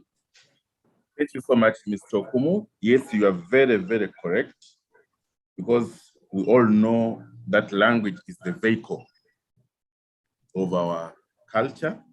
if the language dies, it will die with everything that is cultural. So it's very important that measures are put in place to make sure that this language is preserved. But there are so many other languages threatened. Get it? So if a language disappears, then that means it has disappeared with all the traditions. Okay? Because you cannot be in position to protect your traditions when you are in English or any other language. So I encourage local governments to think about how, for example, to put in place competition, to encourage the writing of the language, and also to petition. Actually, for lower primary, local language is encouraged to be used in schools. So time will come when you cannot even be in position to teach your children in the local language. On the issue of traditional foods, yes, climate change is an issue here, and unless measures are put in place, we will see so many of these disappearing, and yet interventions can be made to make sure they don't disappear completely. Yes, one more and we move. Mr. Kum, put down your hand. One more and we move. At least one more intervention.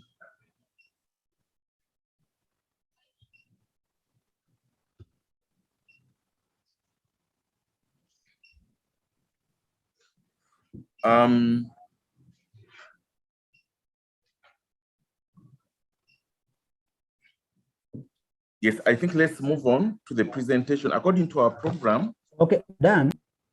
Yes, sir. I just want, maybe it's fair for me to say the question. Thank you for helping me to answer the questions. But maybe it's also just out of politeness I should respond. I think you have given good responses to Mutonyi and even to Okmu. The other question maybe to Mutonyi is it the chicken or the egg? Which one should come first? That's one. But two, as you correctly put it, the cultural institutions do not run the cultural affairs in the various localities. And some cultural institutions go beyond one district. There are matters of interest there. So the initiative should actually come from the district. In any case, if you look at the cultural policy, it's very clear. The roles are clearly defined for cultural institutions. The roles are clearly defined for local government. So I think each party should play their respective role, but also there should be a matter of mutual respect between them. Then for heritage, I like the idea of the building. I know the building she's talking about. This is the kind of conversation that we would love to see actually going into the body politic of the district, but initiative can only come from people like her to engage at the administrative level, so that these things can only be pushed, so that the local government, the local authorities, in that case, the city authority, the Mbale city authorities, begin to take this up and actually maybe begin, as you said, mapping out their own historical buildings and so on. And not just buildings, but also other cultural sites. For Mr. Kumu, again, the language policy in this country is clear. You know, the trouble is, again, it's a challenge between practice, what is in the book and what is in the practice. The language policy is clear, P1, P2, or lower primary, mother tongue, except in urban area. But unfortunately, we have not yet decolonized our minds. We seem to believe that, I remember many years ago when we were doing adult literacy classes, I recall women in Kisenyi telling us, English. We did the training in Uganda and all that. They were happy, they could now read, but they wanted English, and she added, because we also want to get business. So it's an attitude thing. So we need to work out. Growing up, for us, we used to we studied the local language up to primary 6 in our days when the junior school was still there. And they were examinable subjects. It was examinable just like you do English, maybe Swahili these days and so on. So this is a thing that can be raised with the local government. Again, there can be a bylaw, in addition to reinforcing what the Minister of Education policy is on mother tongue, a district or districts can come up together and say there will be this bylaw, there must be local language teaching enforced, and then you go ahead to ensure that it's enforced. These are the kind of ideas we need to be thinking about. Think outside the box. Instead of reading from the book of Lamentations, let's read from the Acts of the Apostles. That we are not going to cry anymore. Let's talk to our people. Let's also explain to the people why they think. There's also a reason why they want children to know English. But let's also explain to them the reason why we think they must also be knowledgeable in their mother tongues and therefore in their cultural practices. Thank you. Yeah, thank you so much, Mr. Okrut, for making those clarifications. Actually, Mr. Okrut is a prime minister in one of the cultural institutions in the eastern part of the region. He will tell you more about what his institution is doing and how he's supporting his community. Back to the program. At this point in time, we were expecting Amos Tindieva to make a presentation on culture and the creative industries economy. He just called me a while ago. He has got an emergency. He has rushed home to sort it out, but he promised me as soon as possible he's going to get back to the meeting, to the training, and he will deliver his other presentations. But for now, permit me to take you through this presentation he prepared, which is culture and the creative industries economy. Yes. Yes, here, Mr. Okrut talked about the definitions of culture. I don't need to go back into it, but that is what is prepared. What we need to know is that Uganda is a very diverse country in terms of cultures, having over 65 indigenous communities. Yes, these are recognized by the Constitution, but there are so many others which claim that they were never included in the Constitution. So there are over 65. And as such, we are so rich in culture. And being rich in culture, it means there is so much that can be done by each of us in order to earn a living.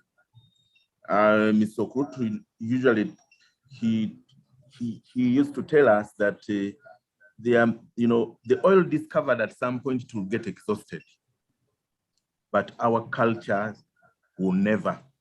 Culture as a resource, and each group has that unique culture to the extent that if you produce crafts, every culture will produce its own crafts that are unique.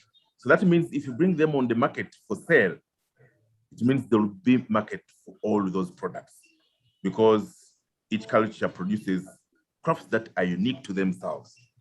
So as we go into the oil economy, that one will disappear, but at some point, but for our culture will always remain. What we need to do is to preserve these cultures and be in position to harness it so that we can be in position to earn a living out of it. That's why we are talking about economy, and we're talking about the creative industries economy. Next slide, please. Angela, next slide. Mr. Okum, can you please mute? I'm hearing somebody else whose microphone is open so that we can be in position to have a noise-free meeting. Now, culture and the creative industries. Now, when we talk of industries, you may think we are talking about an industry that is making sugar and so on. No, there are these industries that are uniquely cultural and they are producing cultural goods and services. Cultural industries, these are industries deriving from people's cultural heritage and expressions. For example, when you go to the various aspects of the arts, the performing arts, the literary arts, the visual arts, all these are in position to produce products. And therefore, the products they produce are of cultural value, and this remains the cultural industries. But also you can think of culture, I mean, the creative industries as those industries originating from individual talent. And we are looking at talent as a resource. And this talent is deeply rooted in our cultures. It may even be skills of creativity. And out of these, jobs can be created. For example, people producing music. We have those into drama. We have those who are into films. We have those who are producing crafts. We have those who are producing so many other things. You get it? And this could be culture, creative industries. I recall when I was growing up, we used to weave so many things at school, including weaving decorated brooms, and we would sell them. But also we used to make ropes. I recall a particular rope which I can't see anywhere anymore, where we used to make a rope of 8 strands, and it would take the shape of a square. I no longer see this kind of ropes being made. It seems the scale is dying out and so on. There are other people who are into designs and so on. So these together are what we call the creative industries. However, of recent, creative industries have been expanded to include, for example, goods and services that depend on innovation, and some of them depend on research. We have products like software applications, like, for example, those who came up with the WhatsApp, Facebook, Twitter, and others. But also there are other softwares that have been produced. All these combined are referred to as creative culture industry. And this is where the money part of it is involved, because people are using their creativity, people are using their talent to produce products and services that can be marketable, and these can be sold to earn money. Just look into your own local government and see if you are in position to, for example, trace some of these. Do you have, for example, people making crafts within your local government? Do you have those who are involved into production of music? What about films? You get it? Do you have those who are involved in making mats? Because these are part of the, the crafts and so on. There are those who carve things out of wood and so on. So this is very, very, very important for us to delve into and understand and see how best we can be in position to promote them within our local governments. Next.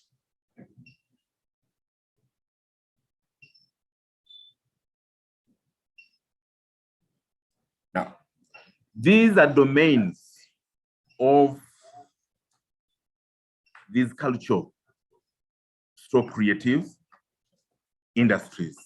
I don't know whether you can be in position to see properly what is written here, but we have, for example, artisan products. We have, for example, the category of visual arts, those who paint. By the way, paintings are very, very, very expensive for your information, but there are those who are involved in these visual arts and they're producing products, they're selling. Those who have ever come to Kampala, if you go to the National Theatre, behind the National Theatre, there is a crafts village. You can be in position to see many of these performing arts. I've talked about those into MDD, music, dance, and drama. They're all into this category. Then cinemas, which is under audiovisual. Then the literary works, and these may include books. There are those who are into publishing. People write their stories and then publish them into books, and people are earning money out of it. This is part of the creative industries. the music industry, I've talked about it, and so many of these that have been indicated here. Now, this to me, this is the category of the arts. I know this country is not so much supporting the arts. And when I talk about the arts, I'm referring to the visual, the performing, the literary, the expressive, the creative. All of these are very important arts. How are we doing as far as local governments are concerned to promote these arts? Because there are those people who have never gone to school, but they are into the arts and they're earning a living. Recall what we used to do at school. I don't know whether it's still being done in the schools at the moment, since most people are focusing on passing exams as opposed to passing on skills. You get it? Next. Now, the CCIs, the creative culture industries, are scattered all over the country. That's why I was requesting you to look into your own local governments and see bits and pieces of these wherever they are based. We did a study in 2014, and it discovered that these industries are concentrated in certain areas. And this diagram shows the percentages of the concentration of these cultural industries. When you look at the eastern side, where is our focus now, you can see 11.8% concentration. But can you see this within within your local government, or they're not there? If I happen to be moving around, or maybe a tourist, is there a place where I can go and buy music from your area? Can I be in position to go and buy books written by people of the Eastern region? Am I in position to go to a library, a video library, and be in position to purchase films produced by the people of the area? Or am I in position to go and buy crafts? The answer, you have it. But where they are missing, it means people are missing out, especially on wealth creation. The districts are also missing out on revenue.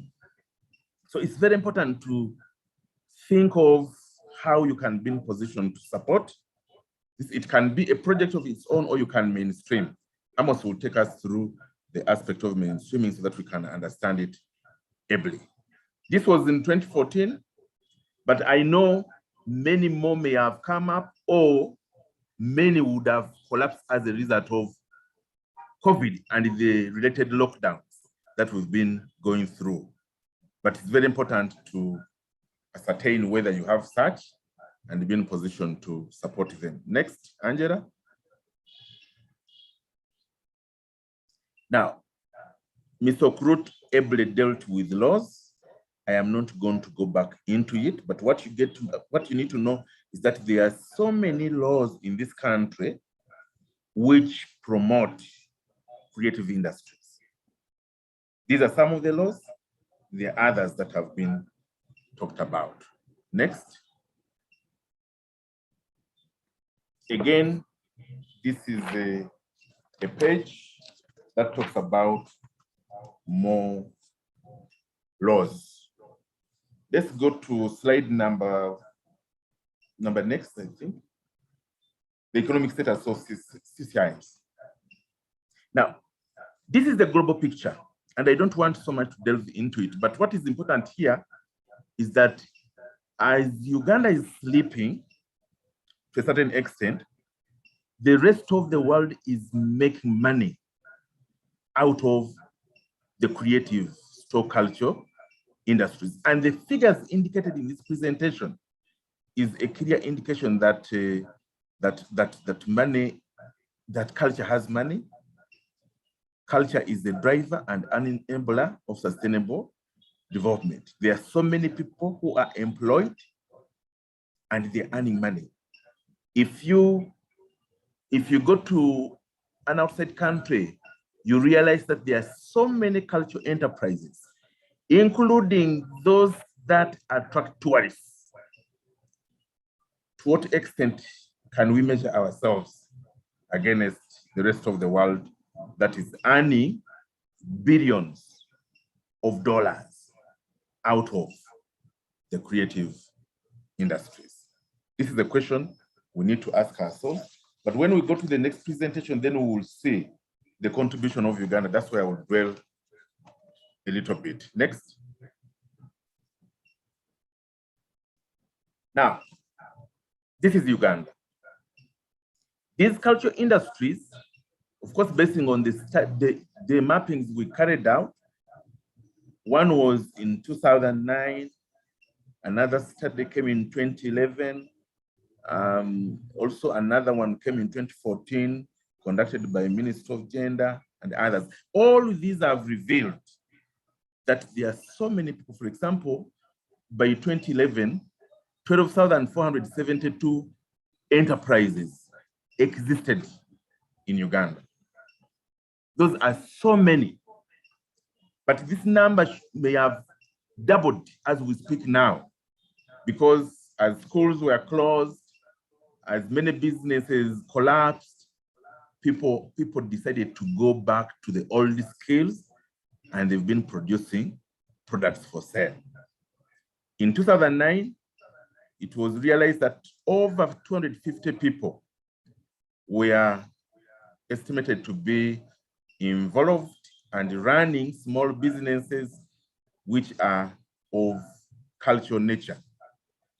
These are the other figures that were brought up by UBOS, basing on the census of 2011.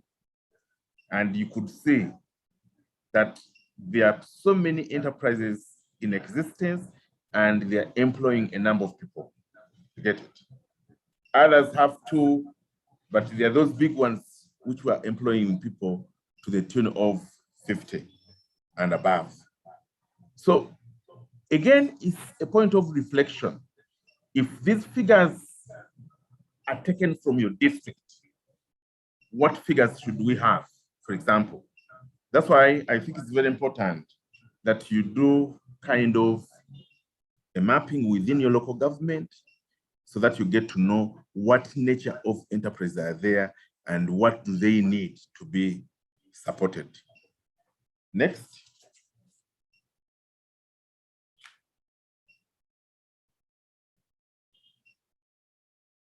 Contribution to the economy. Again, you could see by 2017, these creative industries were contributing approximately 3% of Uganda's total GDP. And in translation, this would mean $480 million as contribution from the creative culture industries. At least that is as far as 2017 is concerned. But is your district sharing part of this money, or the concentration goes to Kampala, as we've seen, as far as the diagram we saw is concerned? You get it? So these figures are very interesting. In 2010, again, the figures indicate that Uganda received export revenue of approximately 427 billion shillings. And that is as far as what was exported. You get it? The other figures are there. They are very self-explanatory. Kindly take note that there is money within these cultural industries, and some Ugandans are benefiting. Maybe your culture is, maybe your local government is not, but some Ugandans are very much benefiting. Next.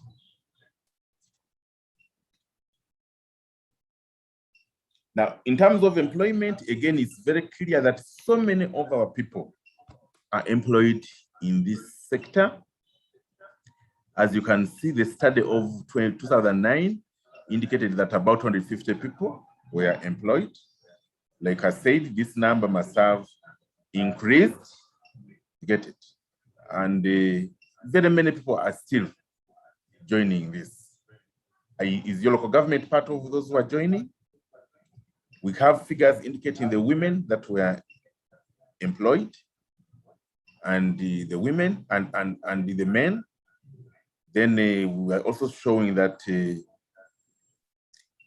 number of youth, especially those who have graduated, are deeply involved in these industries. They're the ones making films now. They're into music. They're into multimedia, audiovisual. They're into fashion and design, and they're earning some good money. But are the youth of your region part of the figures here I'm talking about? Next, Angela.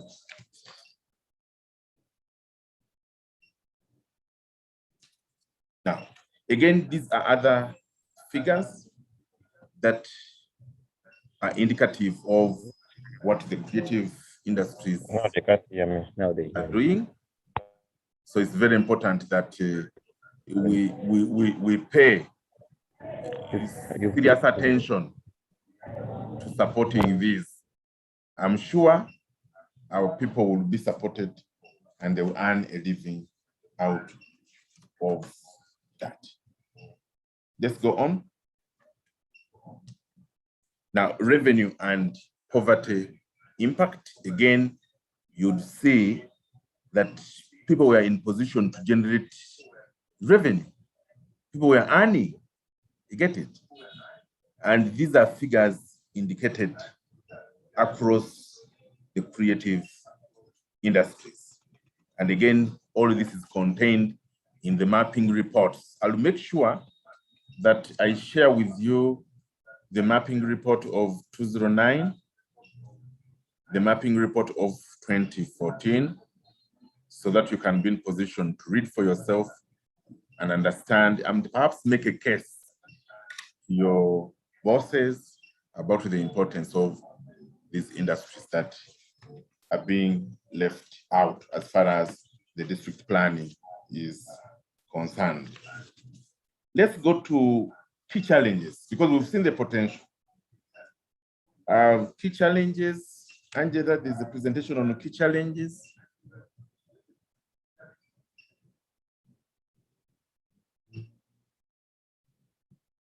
Oh. Angela, the presentation has disappeared. Yes, somebody has put up his hand. Oh, was it in the same presentation? Yes. Oh, okay, sorry. Key challenges. Okay, just a minute.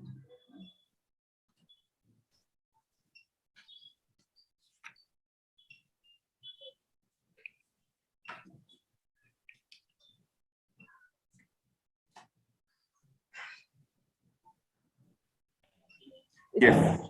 As much as we are, yes, thank you so much. We've noted that these industries are in place and they are scattered everywhere.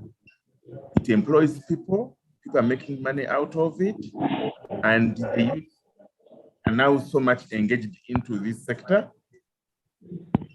Yes, and we think they are thriving.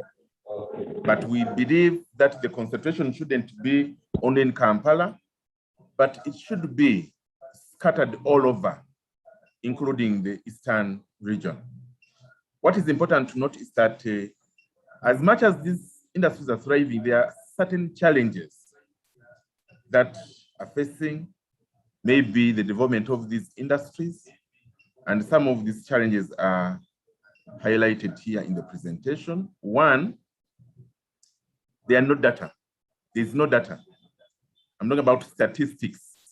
The statistics are limited. Yes, we carried out those mappings.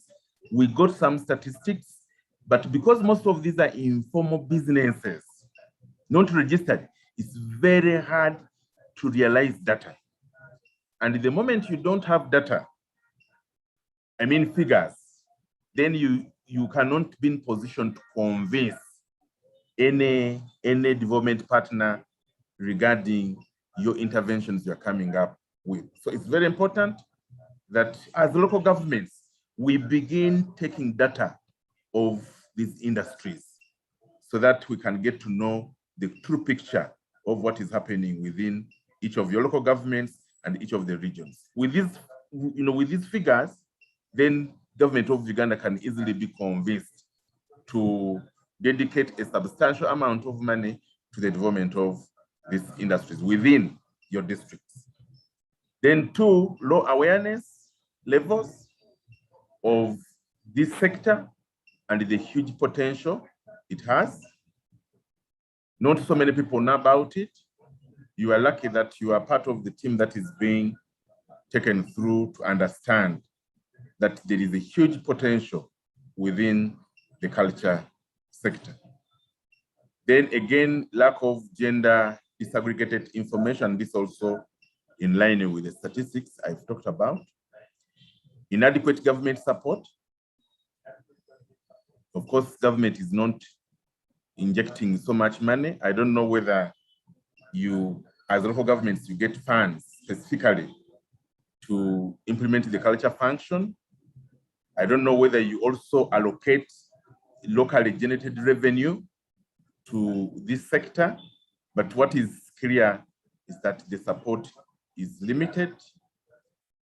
There is low capacity building of the actors in the local governments.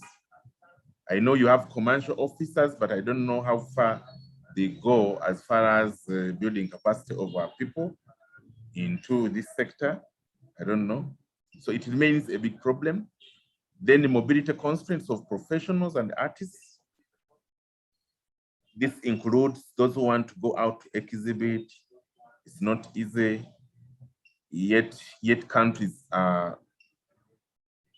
some countries can offer free visas for easy mobility, but still very few of our people can be in position to go and exhibit outside the country.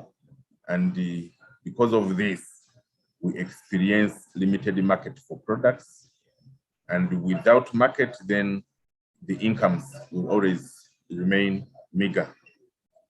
Then our laws, some of our laws are not up to date.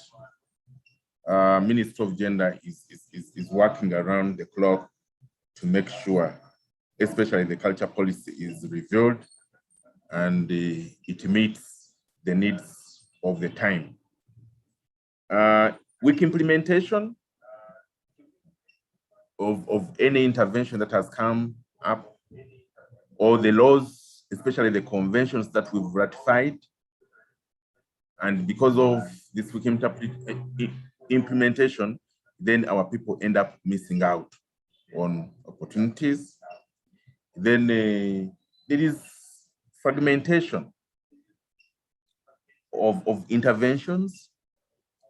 We do have a number of institutions trying to do interventions here and there, but some of them duplicate what they've done, I mean what others are doing, and they are thin on the ground and so on. Then limited funding. This is very clear. I know local governments, you're going to tell me that we don't even get money for the culture function. This is the very reason why we think it's very important to mainstream culture across all your programs, because we know other programs or other sectors we're managing do have money. For example, education sector, as you implement issues of education, can you please integrate issues of culture that fit within the education sector? If it is health, again, we believe that you can be in position to integrate things related to traditional medicine within the health sector and so on. Our consultants will take us through, they will give us case studies of how cultural issues can be integrated within the local government plans across the board and so on. Members, these and many others remain a challenge for the proper promotion of the culture, stroke creative industries. But a lot is being done again to make sure that these are identified, they are supported, and that's why we very much want you on board as local governments, because you are very close to the people. It is the people with the cultural skills there, with the cultural resources, and we believe you can be in position to engage them and support them so that they can be in position to join the money economy through the creative industries. Because of time, permit me to submit. I submit.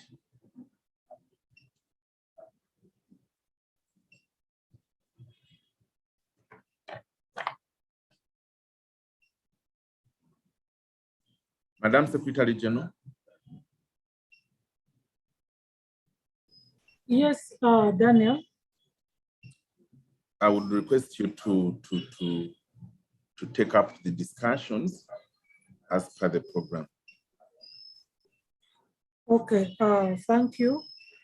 Thank you for being a dangerous substitute and doing a very good job on culture and creative industries economy. Ladies and gentlemen, you have heard from Mr. Kawesi on how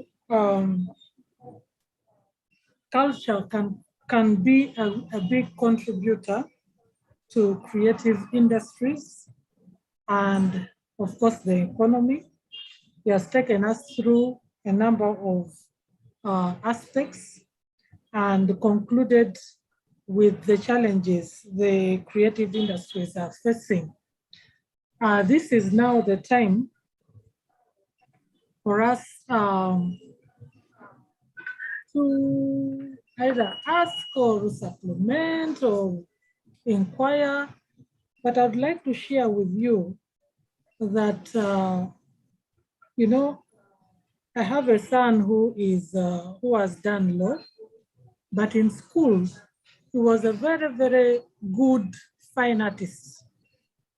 And sometimes I feel guilty that I actually killed his talent, because recently I met a young lady. Many of you may know the fashion designer called Stella Tal. She's now in the Janzi Award competitions. I met her in Paris, and what she was doing was amazing, using backcloths to design and painting on cloth. Very good painting. The paint doesn't come out very beautiful. And her clients are, you know, people like the former ambassador of France. Former ambassador of France to Uganda, who has now gone back. Those were her clients. I saw their work and I was very impressed. And she's making a living off her creativity. She is very good with her hands, and her children are also good with their hands. So there is a lot to reap from being creative. Of course, creativity goes beyond just fine art, goes with writing, it goes with crafts, it goes with painting, etc. So here we are, and the mode of discussion, we shall raise our hands electronically, and when you are called upon, you can unmute and speak, and then you can also go to the chat room and write your comments down, and we shall take note of whatever you have written down. If it needs a response, it will be addressed. So ladies and gentlemen, you're welcome to the discussion.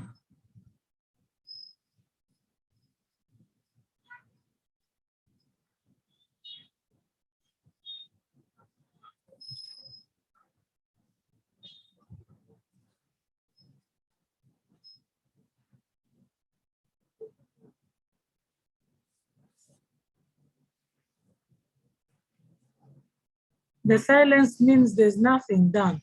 It is all clear or very unclear.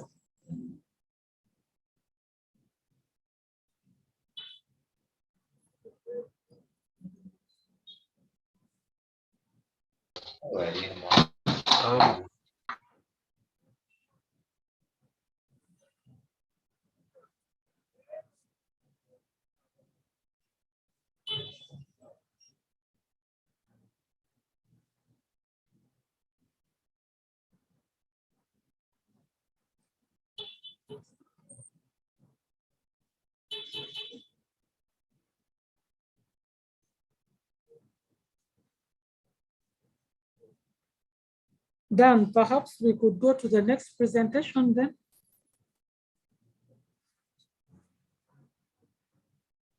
Mr.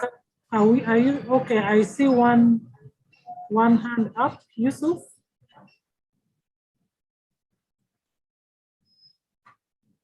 Unmute and begin.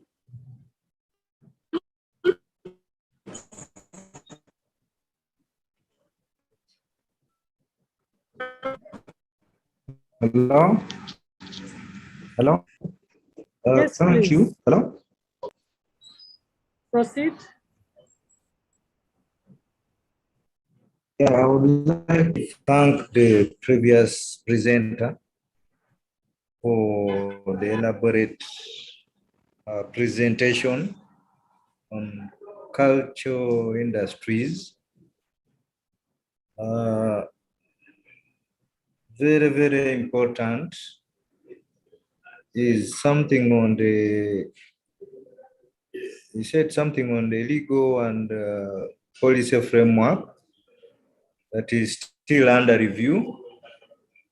I would feel it is very important that the local governments still play a very important role in giving an input to those to the policy that is under review or being developed. Yeah, and I also feel that we are trying to bring up public-private partnership by mainstreaming culture into our development plans. We are bringing on board public-private partnership in terms of culture. I also find it very important that as we bring this kind of partnership, the cultural institutions are still very, very critical in realizing this cause. Yeah, for now, thank you.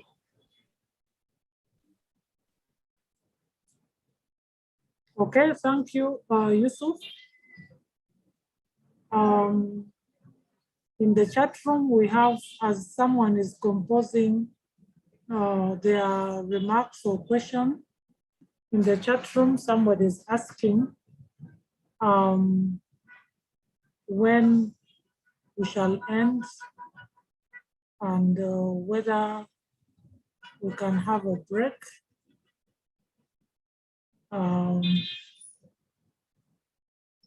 I seem to be losing them. Then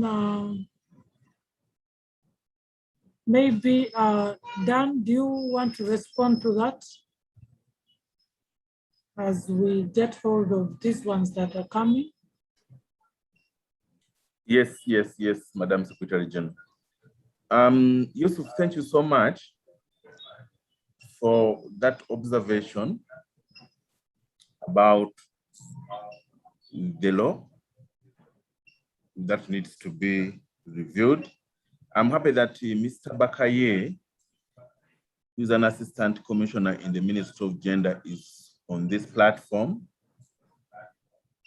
I know he has had that comment, and I will request him at some point to make a submission, because he was supposed to make remarks as the meeting was starting, but I didn't see him at a particular time when his slot was on, but as we close, he will be. So that issue of the law, yeah, it's actually Minister of Gender supposed to take that lead, and I pray that local government is also brought on board so that culture becomes a serious area of intervention as far as local government is concerned. Yes, that would be very, very good. The issue of what time should end, yes, our plan was to end by 1, but we are left with one presentation from Amos. I've talked to him, he's logging in.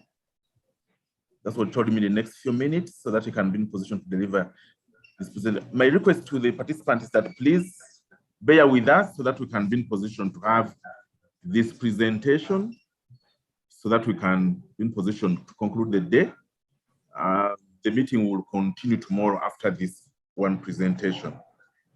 Amos has an assignment for you, so it's very important that all of you stay on board so that you can take the assignment, and perhaps the assignment will show us what is in your local government as far as the plan is concerned, but also any other interventions. Chair, I submit. Okay, thank you. Maybe Mr. Bakaye, you would want to add onto what Daniel has said briefly, and then we'll move on to the next as we give time for Amos to settle in.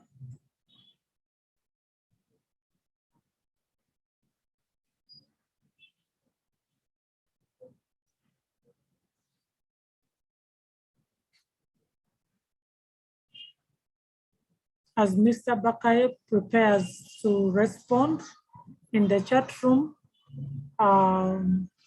Cherotich says the young are having more interest in creative industry. However, issues of duplication, multimedia sharing leaves the initiators with nothing in terms of income.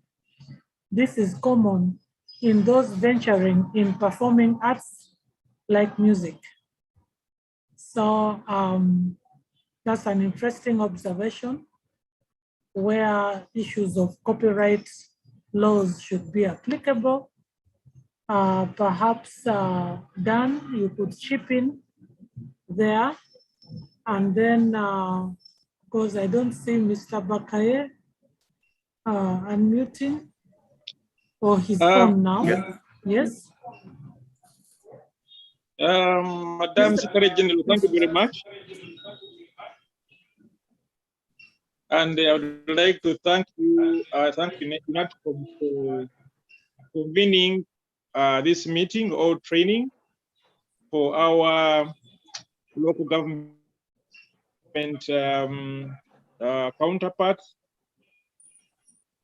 And so far, I would like to appreciate the submissions made in regard to how best we can integrate the culture function into the development planning of the local governments. A lot has been said so far, and I would like to add just a little on what Mr. Okrut submitted in regard to the existing laws and policies. As you are aware, the mandate of culture is divided among different MDAs, and one of the MDA that is responsible for culture is the function, part of the culture function is the Ministry of Tourism and Antiquities, where we have the museums and monuments. And under this, we have a law of the Museums and Monuments Act 1967, which should be added on. As well as for us here in the Ministry of Gender, we have the Institution of Traditional or Cultural Leaders Act 2011, also, which should be added on. These ones are for the local government to take note. And in case they have not been had access to these laws, I think they are available under the laws of Uganda, and they can make use of them. Now, and also I would like to add that as we are planning, we need also within the local government planning process to work with these other MDAs so that the entire culture function is catered for when you are planning. Because as Minister of Gender, more or less we are dealing with the intangible, but the tangible component of the culture function is under the Ministry of Tourism currently. So this is what I wanted to add briefly so that we are able to move as the whole of government. I submit. Okay, thank you, Mr. Bakaye, for your submission. Do we want to respond to the issue of duplications and copyright issues?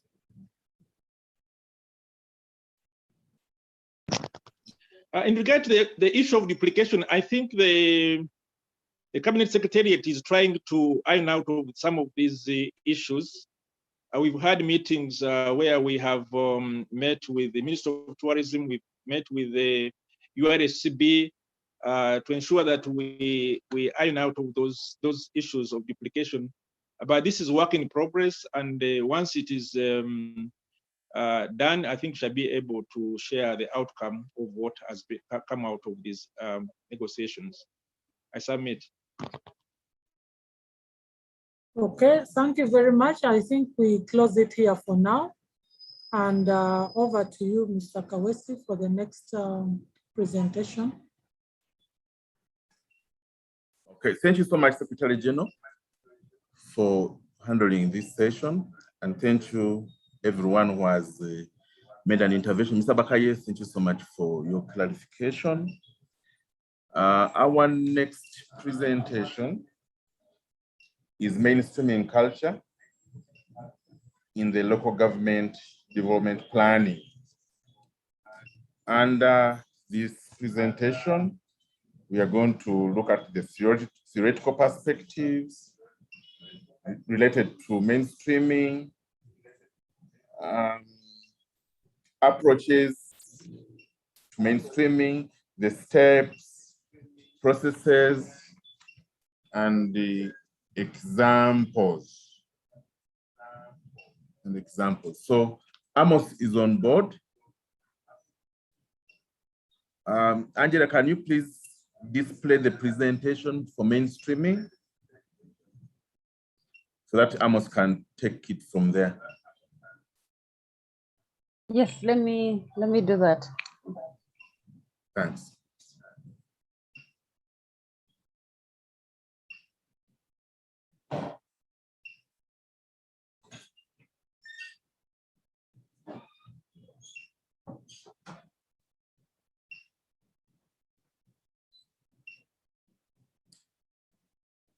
As we wait for the display, somebody here is saying that there is need to emphasize more on art and craft in schools, despite efforts to do at a community level. This will form a strong foundation for creative industry in the country. Yeah, this is a very good observation.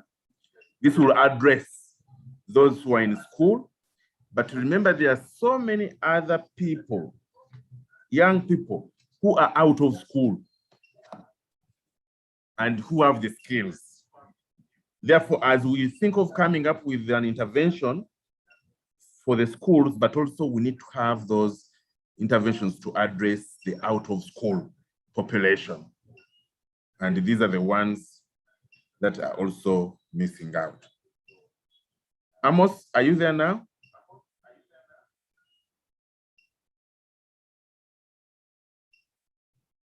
Amos. Yes, I can see Amos logged in. I think he's sorting out a few things so that he can be in position to take us through. Amos, remember, time is not on our side. We lost an hour. We delayed to start because... Hello, Danny? Yes, Amos, please. You can hear me? Yes, please. Hello? Yes, I can hear you, sir. Okay. Can I proceed with the presentation? Kindly proceed. Okay. Good afternoon, everybody. Once again, my name is Ndebwa Amos. I'm sorry to join the meeting because of some emergencies, but I'm glad I'm here to be part of this very important meeting. The subject matter, I think, has already been introduced, and I will go straight to the presentation. The presentation is about mainstreaming culture in the local government development plans. Daniel, could I request you to go back to the first page?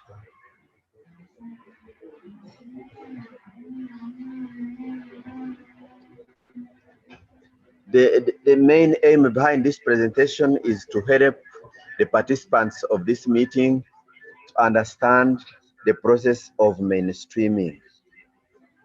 And at the end of this presentation, we should be able to know or to appreciate how culture can be integrated or included in the local government development plans for the participating local governments.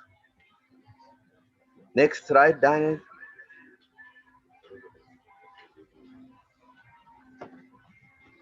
The meaning of mainstreaming.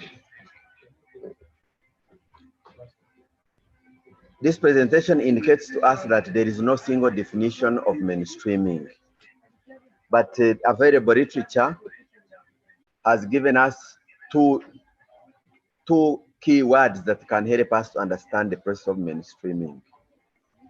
One is the Cambridge Dictionary, which refers to mainstreaming as integration of culture in the local government development plans.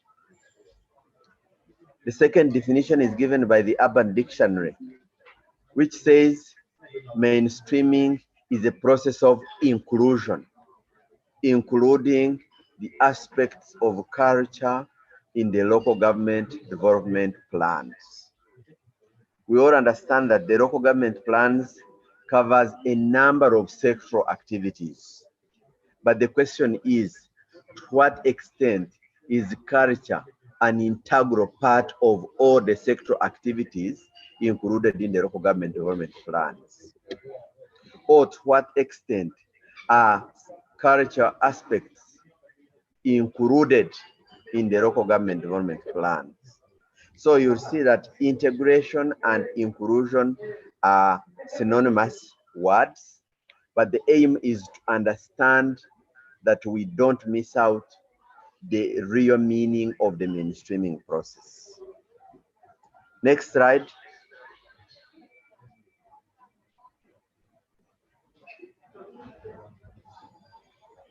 Some other sources have also tried to help us define the concept of culture mainstreaming.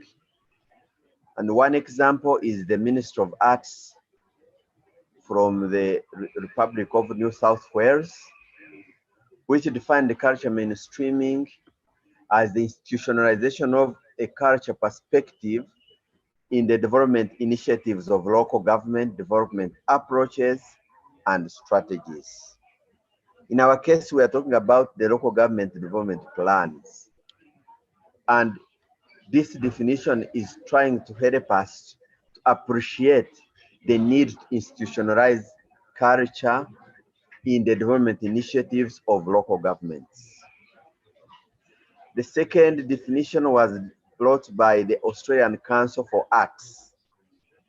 And this institution defines culture mainstreaming as a strategy for making the concerns and the development needs of the culture sector an integral dimension of the design, planning, implementation, monitoring, and evaluation of local government development plans, policies, and programs. And I think this definition also speaks very well to the planning cycle of the local governments in Uganda.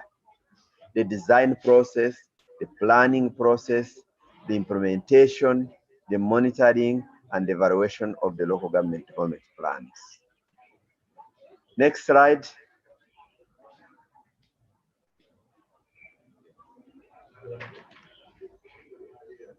I would like to bring to you some models which can help us to appreciate practically the process of mainstreaming. And the models are shown below, Daniel. Next slide. Daniel, do you have a slide for models?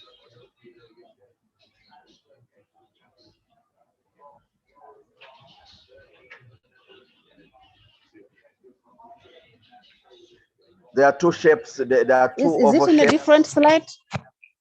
Yes, a different slide. There are two models Maybe in I'll the share oval it shape. later. Okay. Can I share it But I later think it is very after important this? that we share it now. Okay, just give me a second and I do that. I have to stop sharing this and I share the other one. Okay. Yes.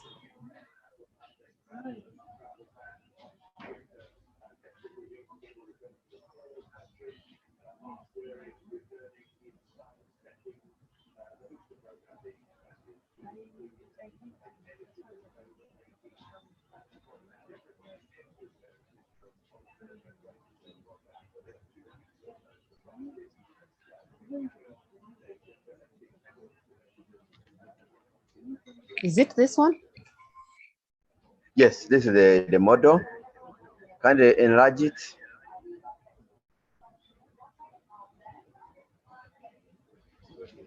Okay, I think this could be enough. These models are trying to show us the current scenario of the state of culture within the local governments.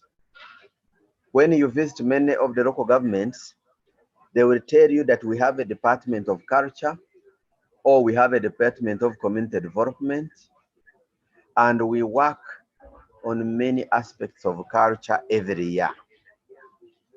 But this model is trying to show us that while there are cultural activities or culture functions within the local governments, they are moving parallel with the local government development plans. And the definitions that we have seen previously are trying to show that culture should not be a standalone function per se, but an ingredient of the sectoral activities of the local government plans. The current framework shows a parallel process. The plans are moving and culture is also moving. But we are saying culture is a vehicle for development. And how can we achieve it? We can only achieve it when we integrate culture in the aspects of local government development initiatives. Next slide, next oval shape. The process of inclusion shows that we have a bigger oval shape of the local government development plans, but culture is an included part, an integral part of the local government development plan. This is the desirable shape, not the previous shape where culture and the local government development plans are moving parallel. The next oval shape.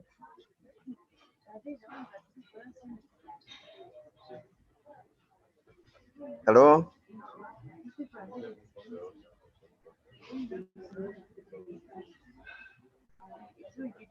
The process of an integration is that there is a cross-fertilization between culture and the local government development plans.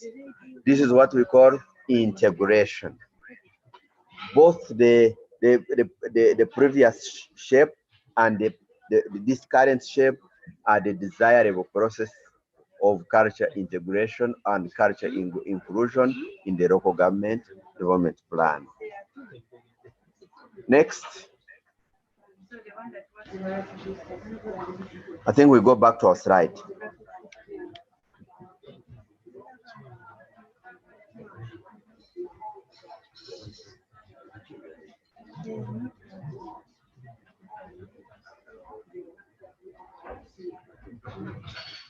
Next slide.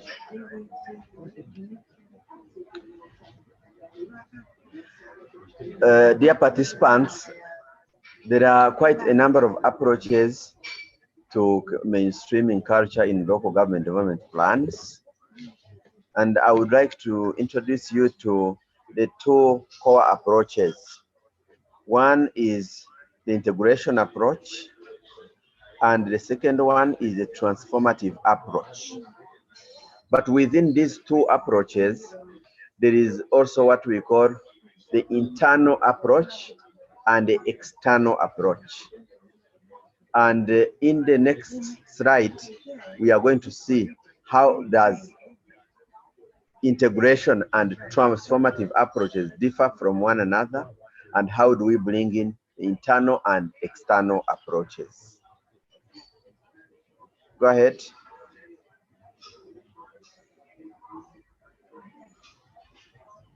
Integration approach.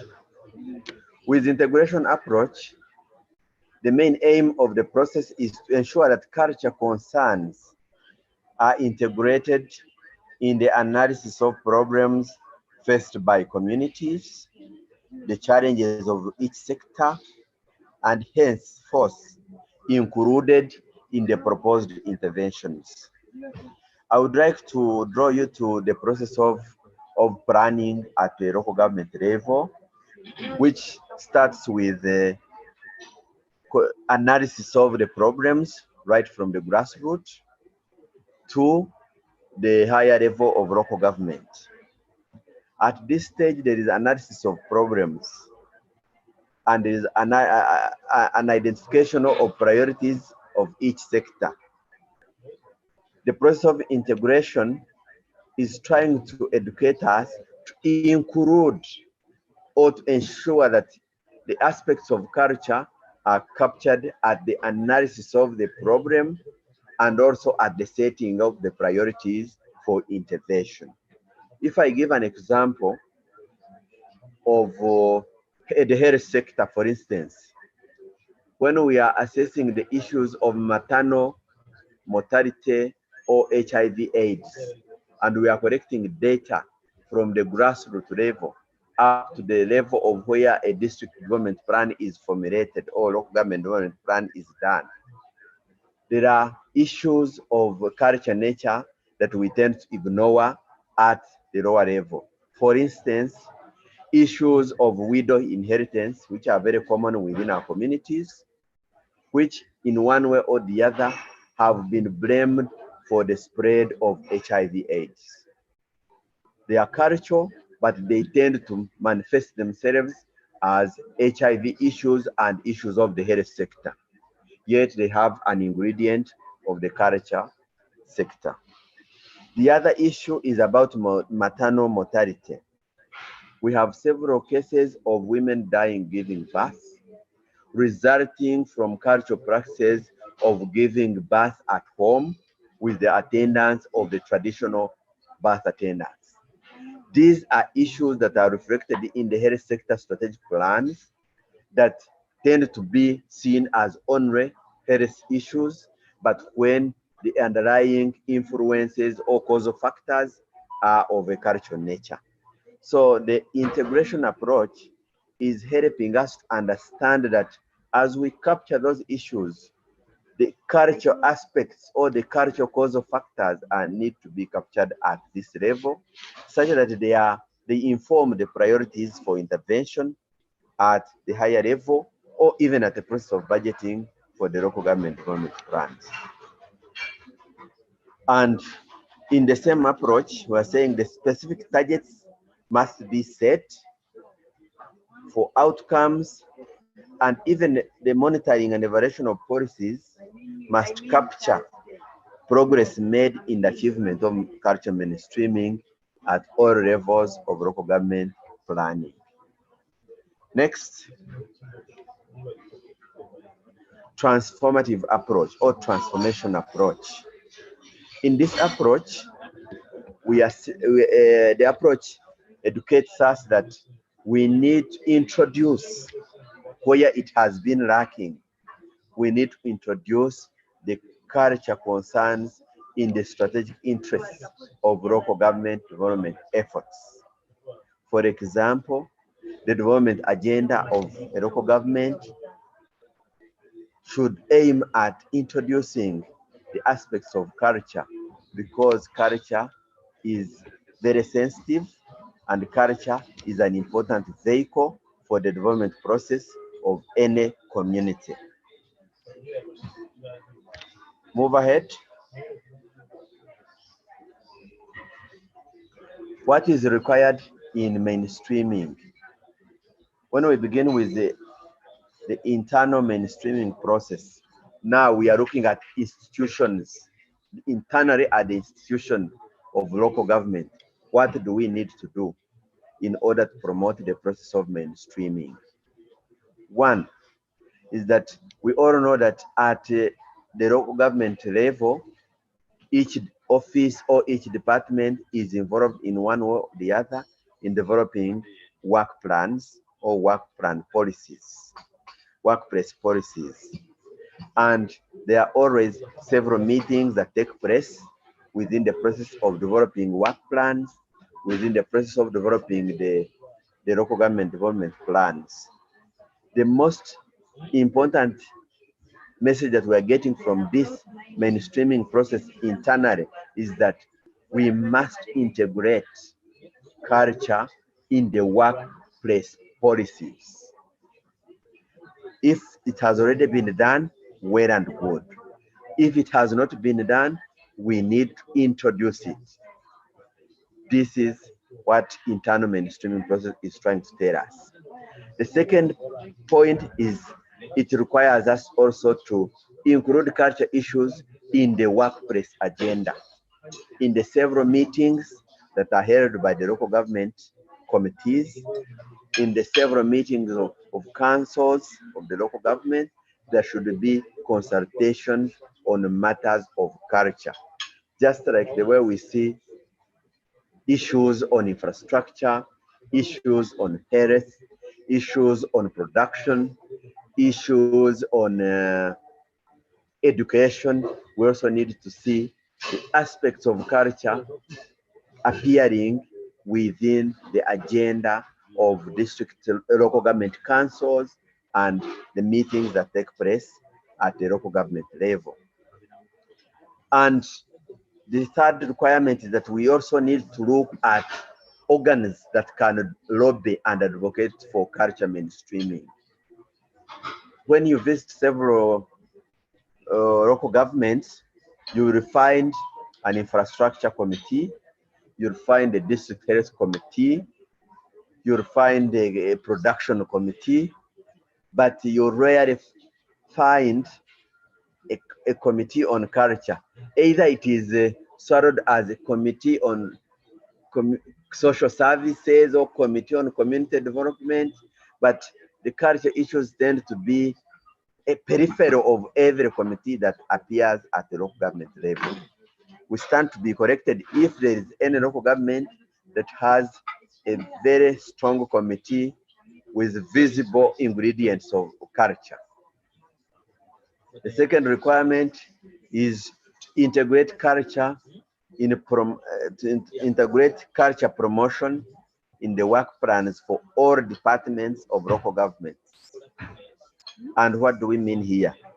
We have several departments within the local government. We have health, we have education, we have production, we have environment, and so forth. But we are not seeing sufficient promotion of culture within these work plans, the sectoral work plans. And we don't see the assessment of culture performance within these sector plans and policies. Just the same way we assess these plans on the gender dimension, we should also be assessing these plans on a culture dimension. Because without our culture, we cannot attain sustainable development. And the district local government, the local government development plans will not be sustainable if they exclude the culture ingredients of the communities in question. The other requirement is budgeting for cultural activities. A few years ago, I visited a number of local governments and I looked at the budgets allocated to local governments. And when I asked about how much is allocated to culture activities, in some local governments, they told me we don't have any budget for culture activities. In some local governments, they told me we have 500,000 shillings for a local government for a year. Then I said, even an individual can finance local governments for cultural functions. It was quite sounding funny because 500,000 any one of us in this meeting can donate it to a district or a local government. But why is it happening like this? At the back of the higher level planning, the assumption is that culture is an integral part of every aspect of the development at the local government level, because the local government act decentralized the culture function to local governments, and it should be an integral part of the planning process. But when you go to health, you find there is limited promotion of culture within the delivery of health services. There is limited emphasis of culture, for instance, the local languages in the promotion of education and instruction. There is also limited inclusion of culture, even within our agriculture sector, which we call production areas of our local government. So it is very important that culture is made an integral part of these sectors.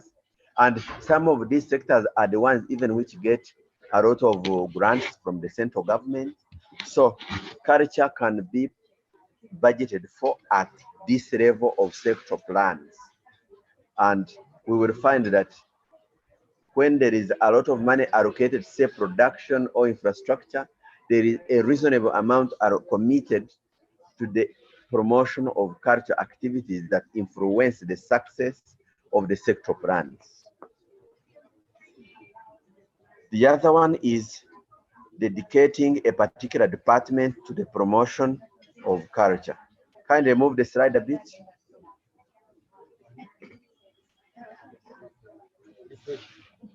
There is a dedicated department. I have come to learn that the Department of Culture has been oriented to a community development function at the local government level, but I think this should be mainstreamed clearly. In my preference, it should be culture and community development, not necessarily community development per se. So this is a matter of policy, but there should be a dedicated department focusing on the promotion of culture within the developments of the local governments. Next slide. What is required in external mainstreaming? External and internal are not just new definitions, but the process of ensuring that both the transformative and integration approach are properly included in the process of mainstreaming at the local government level.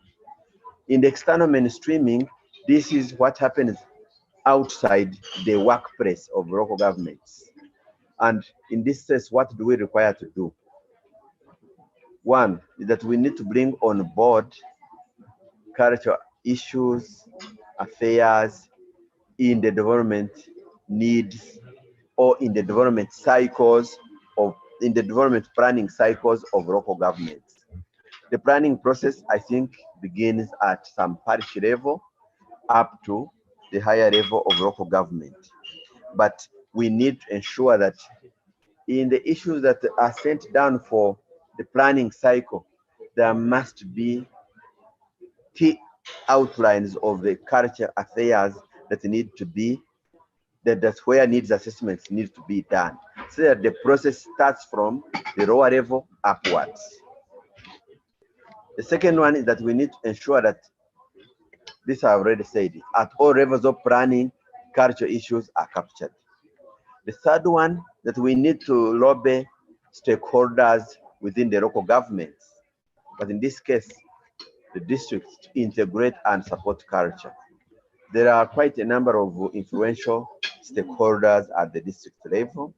There are the technical people and there is the political people. The political people are the district councils, the councillors, the LC5 chairpersons. As technical people, we need to engage with these key leaders to ensure that they support and influence the process of budgeting for culture sector at the local government level. The other aspect is that we need also to interest the private sector, the civil society, and the development partners that will support programs at the local government level to support the aspects of culture. I'm very sure that in the morning you have been able to see the culture economy and the potential for entrepreneurship within the culture sector. There is a lot of the private sector involved, there is a lot of civil society involved, and there are a lot of development partners that support different areas of the culture sector. But the support to culture sector will depend on how we as technical people or members of the civil society and the private sector get convinced by the need to support the culture sector. And this is our role as participants of this meeting. We also need to ensure that we evaluate results of local governments from a culture sensitive perspective. The way we evaluate these plans on the gender sensitive dimension. We also need to put culture at the center of this evaluation of results of the programs of local governments. Next. Why is it necessary to mainstream culture in local governments? We have all had the need for mainstreaming culture in local government development plans. And what I would like to emphasize here is that none other than local governments are best placed to promote culture or community development, and they must take the lead in the process of promoting community aspirations and expressions. Community aspirations and expressions are nothing other than culture-centered expressions and aspirations. And local governments being closer to the communities, they are the ones best placed to promote this. The second aspect is that culture development and promotion builds on the local government capacities to engage with local communities. Quite often, we have seen that many development initiatives fail because local communities are not embedded or are not an integral part of the process of planning and the process of developing initiatives for the development of their areas. But local governments serve communities, and as such, they are best placed to promote the culture of that community, as long as it is culture that embodies positive development for the local governments. The third one is visibility and placing culture on high agenda of local government planning process will assist local governments to meet the needs of their communities. I will give an example here. If a certain district is challenged with the high scourge of HIV/AIDS or high prevalence of HIV/AIDS or the high cases of maternal mortality, the question would be, what could be the underlying causes? Is it the issues of culture that are increasing these health-related morbidities and mortalities, or the prevalence of HIV/AIDS? If in a particular community, the issue of widow inheritance is highly prevalent, it is most likely going to be in relation to it's likely to be resonating with the high prevalence of HIV/AIDS. And if there are strong cultural values attached to traditional birth attendance, then we are likely to see high rate of maternal mortality in a given district vis-a-vis any other.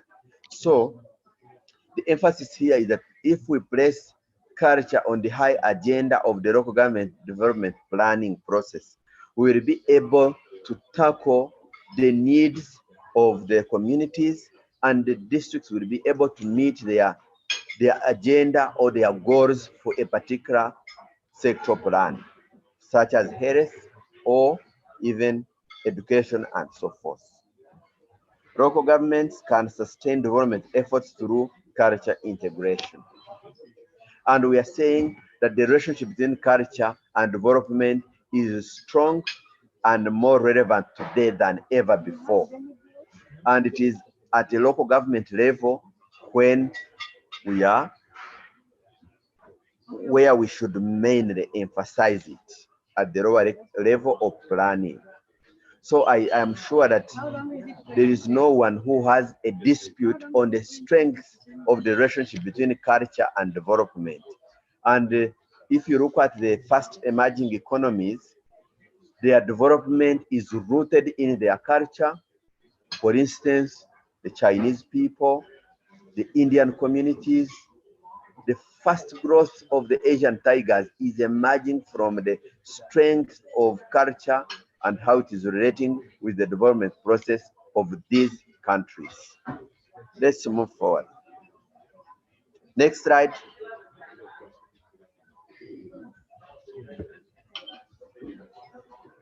Next slide. Some practical tips. Mainstreaming is, hello?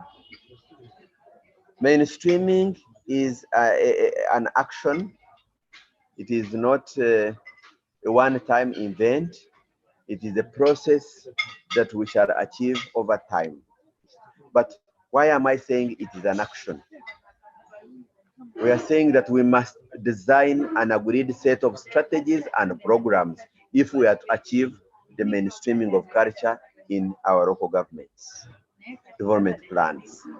2 is that we must be able to set clear and achievable objectives of what do we want to achieve in this year or in this planning process that resonates with culture mainstreaming. 3, we must be able to set goals, and these goals must be associated with clear set of outcomes. This is an action. And we must also be able to engage in decision-making process. Decision-making process is that at the local government level, you must decide. You must decide that going forward, culture must be at the center of planning process, and every sector plan must include culture.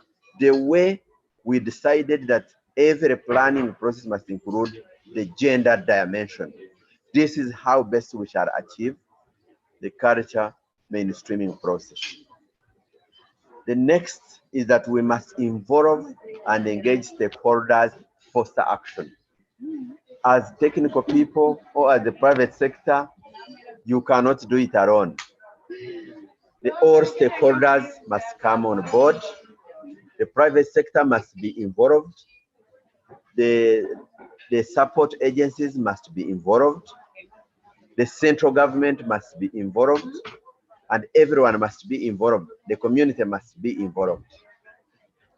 And the next point is that we must commit resources.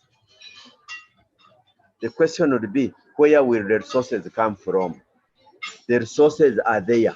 If the resources are there for the health sector, if the resources are there for education, if the resources are there for infrastructure, why resources are not there for culture? Because culture is the vehicle for the development of infrastructure.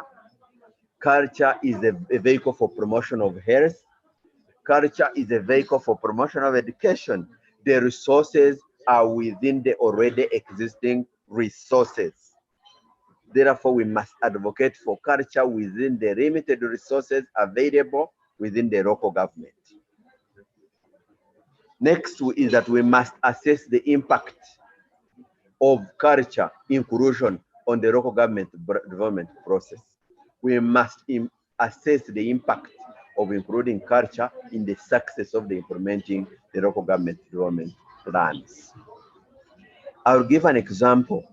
If a district wants to promote the production sector, and in this sense wants to promote industrialization in a particular district, you will find that the issues that governing land in a particular locality are cultural issues. For instance, in Uganda, we have different land tenure systems.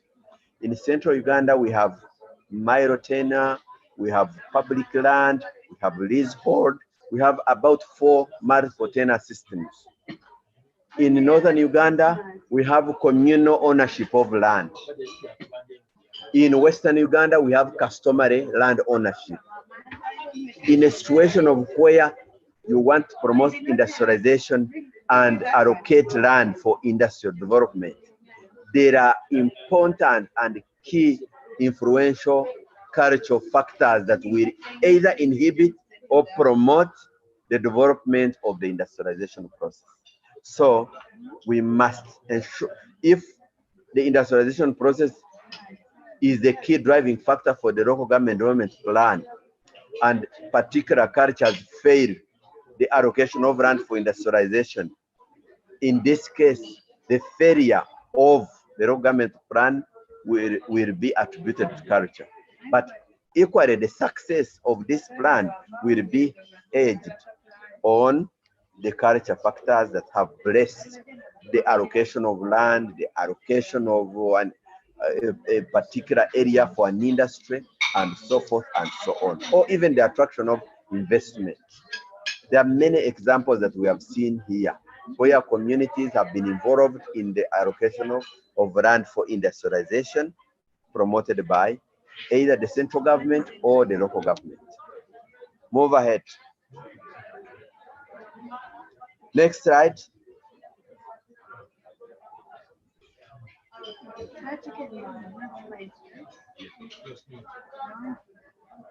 Next slide. Hello? Okay. Tips on pushing for culture in local government process. In this slide, I'm trying to give you some tips, some advice on how best can you do it and how quickly can you do it. I want to believe that after here, this slide should be able to tell us what we can do to ensure that what we are talking about is practically put into the activities of the local government. One, that we need to create awareness and advocate for culture up to the grassroots level. The way we communicate about gender issues from the upper local government, the lower local government, is the way we can now move the aspects of culture to the grassroots level where planning process begins from. The second one is that we now need to initiate partnerships with the culture stakeholders in our areas. There are many stakeholders of culture. There are civil society agencies that are promoting culture in these areas. There are culture and traditional institutions. There are development partners that are promoting culture. At this stage, we need to start building partnerships, or we need to create partnerships. The other tip is that we need to lobby district councils or local government councils to deliberate on the issues of culture when they start the meetings of district councils. We also need to initiate or to think of initiating some projects that support culture and creative industries for that matter. I'm aware that you have discussed culture and creative industries, but now we need to initiate these projects, fundable projects, or projects where we can seek funding either from the center, the local government, or from the development partners, or from the civil society and the private sector. We also need to formulate the culture performance indicators. I'm sure local governments have gender performance indicators, environment performance indicators. We also need to have culture performance indicators in the local government development plans.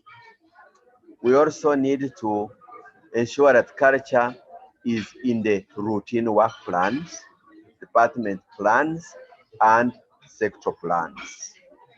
I'm sure this meeting has people from different sectors of the local government, and at your sector level, ask yourself what aspects of culture are embedded in this work plan. What aspects of culture promotion are included in this sector plan? Next slide. Further steps is that we need to initiate and orient all the staff of the local governments into culture issues and the development needs of the culture sector. I'm very sure that there are some people who do not understand culture in its broad sense, because this is not only at the local government level, but even at national and international level.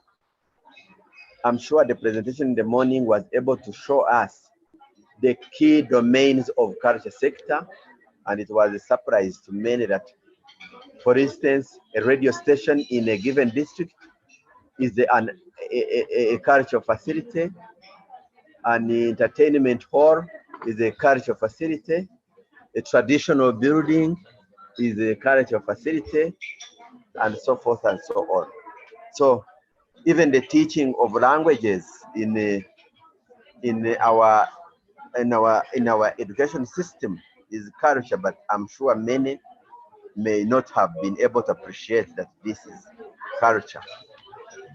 We need to initiate and form linkages to be able to tap into resources where they are, where the idle resources are lying, so that we can promote culture in our sector plans such as health, education, the implementation of justice programs, the governance of local governments, and so forth.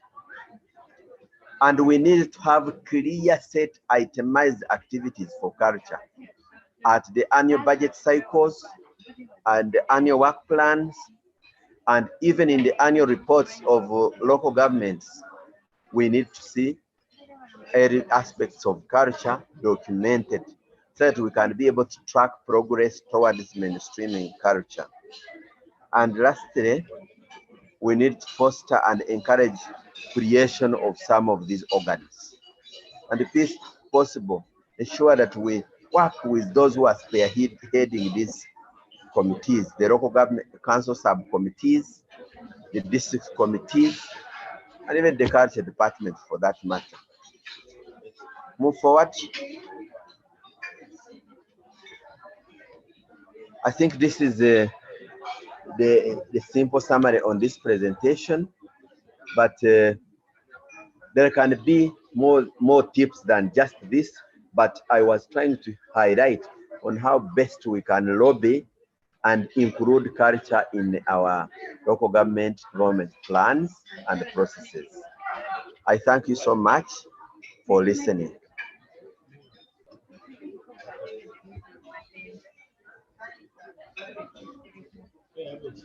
Hello? Yes, thank you very much, Amos. I don't know how people can clap, but in your various ways, please let us acknowledge the presentation by Amos, which I think has given us really both the theoretical, the process, the approaches, as well as the practical approach on how we can mainstream culture in local government development plan. I think you people are very lucky because when we started, it has been well planned that you start from, the known, trying to understand what culture is, and so on, the legal and policy framework, the aspect of culture and how important it is in creative industries. And now we get to, the gist of the issue. How do you interpret, define mainstreaming culture in local government? How do you go about it? What are the steps? And, baby steps until you get there. So thank you very much, our consultants, and thank you specifically, Amos, for this last session. We are running out of time, and I think now we can talk about any issues regarding the presentation. I'm sure Daniel is preparing to share the presentations on your email. I've seen so many requests in the chat room. So please stay put, they'll be shared and you'll have them and you'll certainly use them. So may I now invite responses. I see Yusuf, your hand is already up. Those of you who can do it in the chat room, please do so that we also save time. So Yusuf, over to you.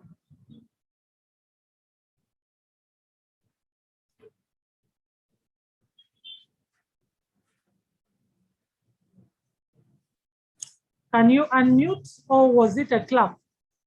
I don't know. Did you mean to clap or you're putting up your hand? It seems not to be there. Any other than Yusuf? Comments, questions?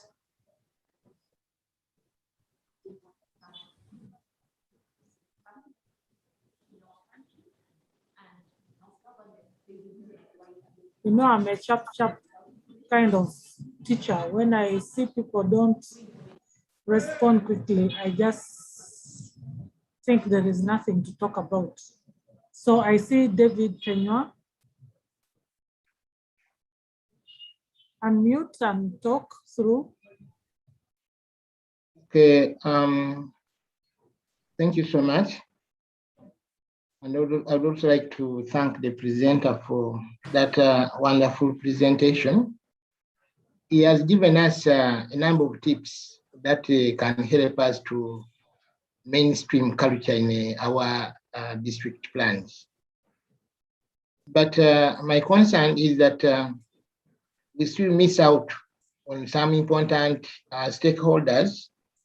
You will recall that in the past, we had people in the Department of Community Development who were there to really champion culture. But then of late, or just a few years ago, the posts were removed.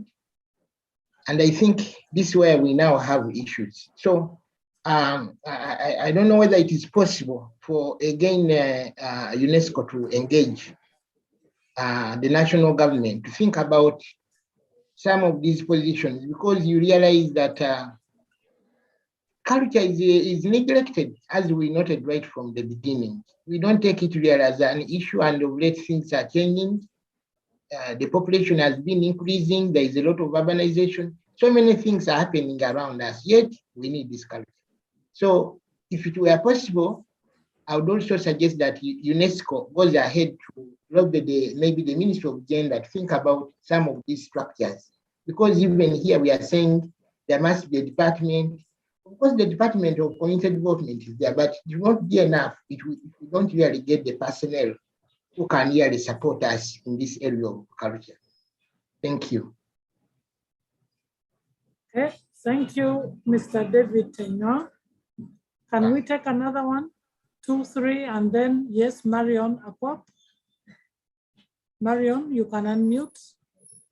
Yes, go on. Thank you, Rosie, and I want to presenter for the good presentation made. I will make mine as brief, and I want to say that I think you would make the process of integration much easier if it is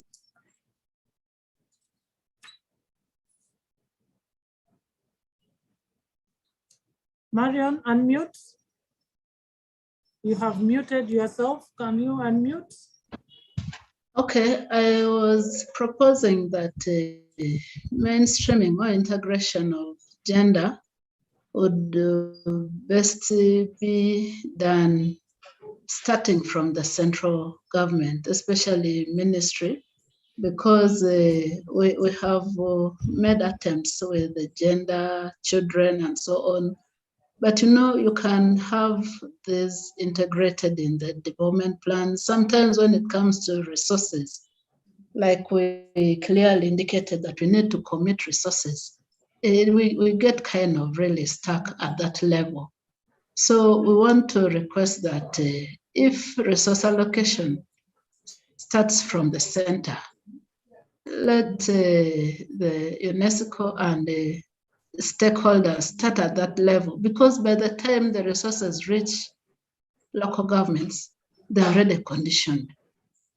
And the Department of Community-Based Services specifically is so limited that sometimes you don't even have operational funds. So it would do us best that we begin to lobby this allocation of resources to start at the central level, so that we come in at the implementation, just like it is done with other programs and projects. And then the other thing that I want to agree with is that if we make culture an area of assessment, it will be a condition to local governments to make it a must. So I want to pray that we lobby that culture be included in the national assessment process, so that it helps us to push as a department, to push for it to be included, allocated resources. Let it start from the center. That is my request. Thank you.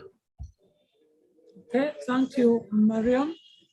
We could take on another one, and then Amos wraps it up, or any other member. Yes, Betty and Nero. Thank you very much, members, for this, and I'm so excited about this. I love culture, so when I get a family that is so much engaged in culture, I really appreciate. Just like my colleague Marion has just mentioned, we have other issues that we might have to delve into when it comes to maintaining our culture also, just like the other presentation, how rich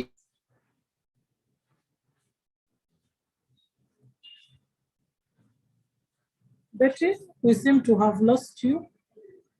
it is, depends from generation to generation, where the young people have been affected. And so it brings me the idea of introducing the issue of digitalizing culture in our workplace. Like Marion is saying, maybe if it is an allocation even from above, just to digitalize and see how are the regions handling it, or at regional level, or even at the national level, so that we are able to move on and meet even the young people who appreciate everything in a digital way. And then, of course, securing it. We can still keep encouraging them to secure it in different platforms, so that even by the time local governments are taking it up, those will be the target people they'll want to reach in terms of securing the culture and saving it from being eroded in different ways. Thank you very much. Okay, thank you very much.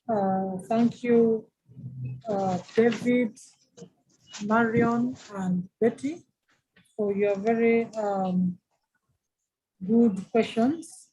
I hope, Amos, you took notes and you can now ably respond to them, because they are actually raising now issues to do with how, the challenges that they foresee in the implementation of the aspect of mainstreaming culture. So in the development plans of local governments. So Amos, over to you, and perhaps Papa will also support in one way or another. At least. Over to you, Amos. Thank you, Madam Secretary General and Chairperson of the meeting. I would like to give confidence to the participants and the entire meeting that there should not be difficulties in trying to promote culture in the local government development plans. In any case, it would have been very difficult to promote gender in the local government development plans than to promote culture. Because where I am, I'm a cultural person. I was given a name, which is a cultural name. Where all of you are, belong, you are cultural people, you are given name. The first unit of culture is the family. We belong to a family. The second unit of culture is the community. We all become part of the community, and the community share common values, share common norms, and share common aspirations, especially if they are aspirations for the development of the community and the benefit of the community. The only challenge I foresee is how people can appreciate that the same resources that we have, for instance, for education or for health, are the same resources that can actually promote culture in development of particular sectors. One, there is no district which is not involved in a campaign against HIV/AIDS. And where are the resources spent? Are the resources spent on radio programs? Radio is culture. Are the resources spent on promoting youth self-skills or sports activities? That is culture. Are the resources spent on promoting alternative medicine? This is culture. So it is the knowledge, the conviction that we have on culture and the aspects of culture that will make us capable of delivering a message or key stakeholders. When I started working with UNATCOM to promote culture, I told Daniel that I am going to be an activist of culture. I'm an economist, but I said I will be an activist of culture. How? I will give evidence of how culture is important for our development. I will give evidence of how we cannot afford to eliminate culture if we want to promote sustainable development. And this is the message I would like to give to our technical people from local governments, that the message that should go down to the stakeholders is that if we eliminate culture in health sector, we shall not achieve the desired outcomes of reducing maternal health and maternal mortality. We shall not reduce HIV prevalence.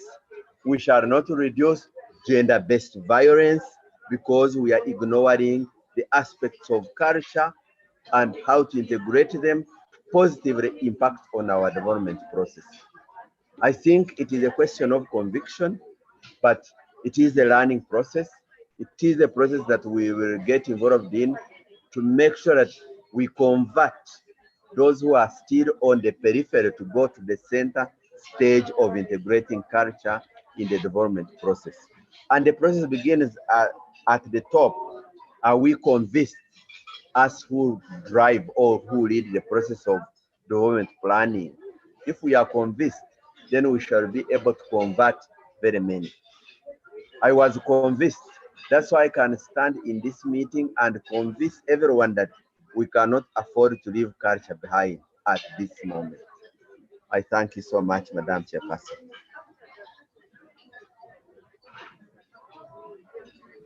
Okay, thank you very much, Amos.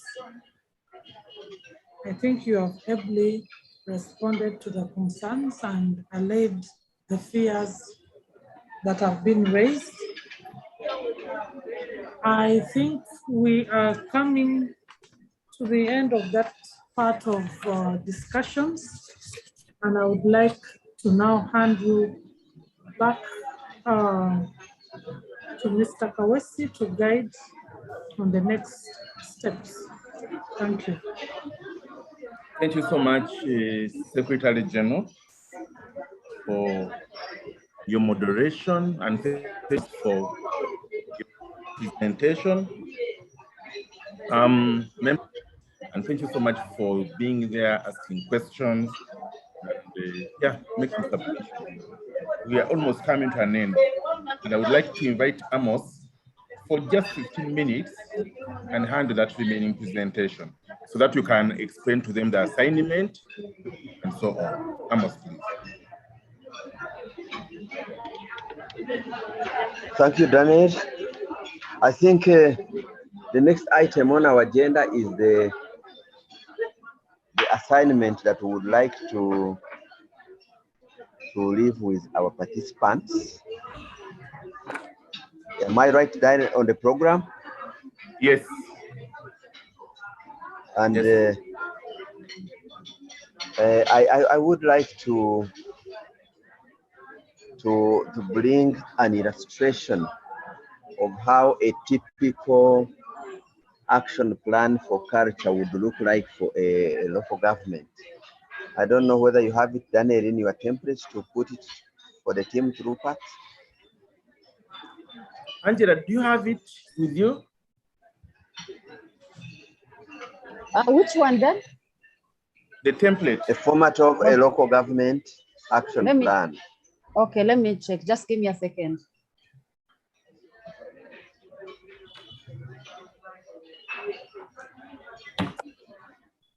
Amos, you can continue talking about the assignment.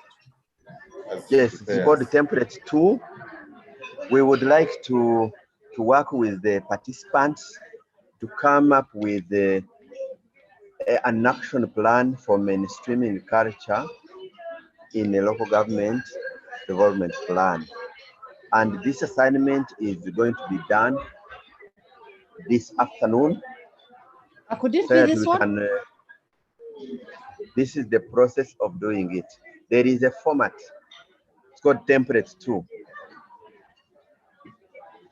If you don't have it, I can try to share it from this side. Template 2.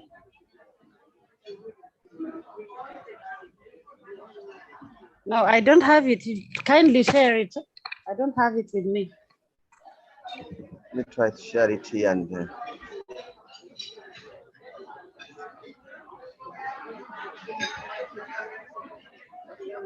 share.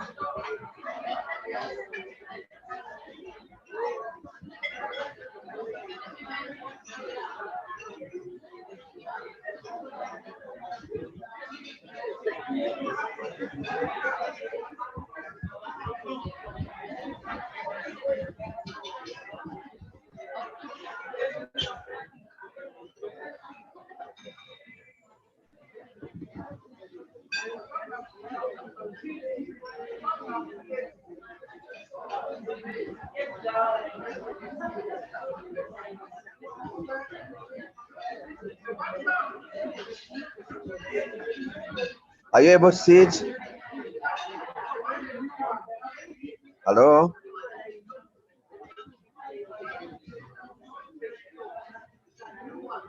Amos, it's not on. Instead, we are seeing your. It's not on? No, you had shown your documents instead on your folder. Let me try to share it.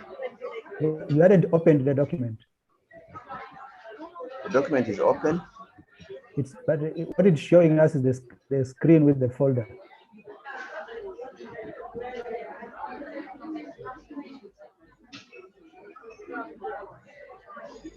Not yet. Same. We are still seeing what we are seeing is.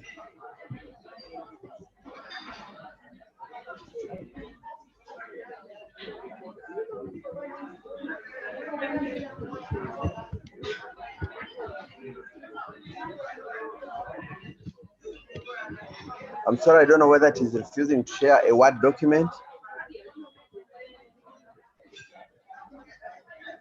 Yeah, it is still not showing. Maybe you could first open the document. I've already opened the document. Go to share screen. Share. Then after share screen, you look for the document, the file number, the file name, and then share that one. Should be able to show. Actually, I go to the windows, but I see the windows are not It's not there. sensitive. It's not sharing. Oh, okay.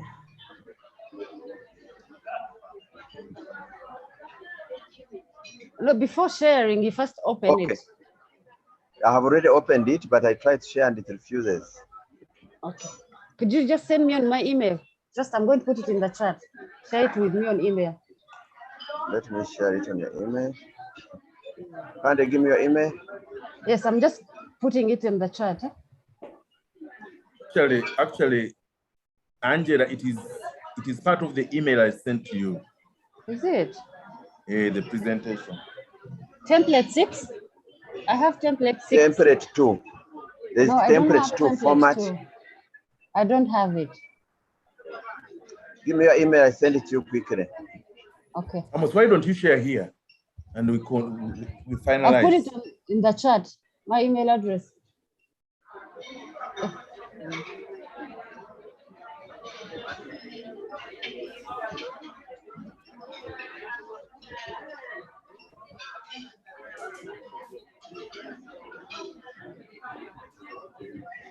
You've seen it? Your email? Hello? A@Kunda. A for Angela. Yes. Just a minute. A@Kunda. Read it for me. A@Kunda. Double A. At UNESCO. Kunda. No, double A. A for Angela, then at Kunda. Kunda. Yes, at UNESCO dash Uganda. At UNESCO dash Uganda .ug. Ghana in full? Yes, in full. Then .ug. Okay.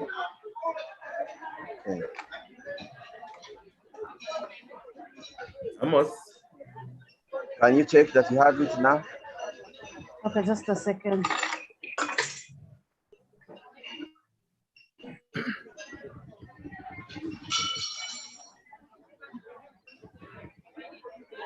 Amos, you can start from there.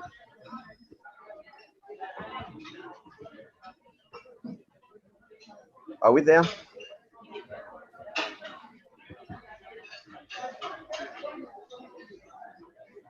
No. No, I don't I've have sent it. Let me check. Let me refresh. It's already copied to you and Daniel. Okay. Haven't received it yet. Maybe Dan could check. Amos, why don't you share it? Daniel, I have Share not the refused screen. to share it. It is refusing to share. Hey, okay. Yes, it is refusing to share from here. You had shared I don't it. know why. It kept on jumping out.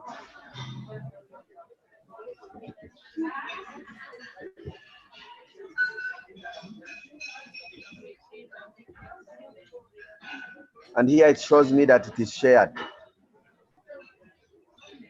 I think that is the one. Amos? Hello? Amos, it has been shared, please. It's on. It's on, but this side I am seeing a different page. I don't know why. Anyway, you can stop sharing and I share. I got it. Okay.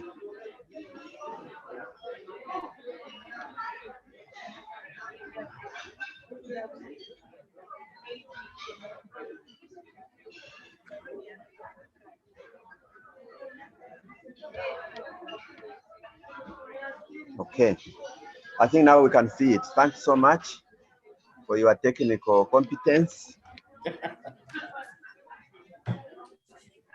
I'm sorry for the technical hiccups. Here I have designed a format. It's very faint. You need to maybe make it bigger. I think we shall share this to the team so that they can have a copy after this. Because the words are not seen. It's because it's a Microsoft Word document. Okay, this is better now. It's okay, we can be follow, but like the facilitator said, the slides will be shared later. Yes, slide will be shared. This is a template which we designed to ease the process of developing a cultural action plan for a local government. And this action plan will help assist the local governments in mainstreaming culture in the local government development plan. And we have outlined about 10 aspects which you can use to guide the process of collecting relevant culture information that can influence the process of local government development planning.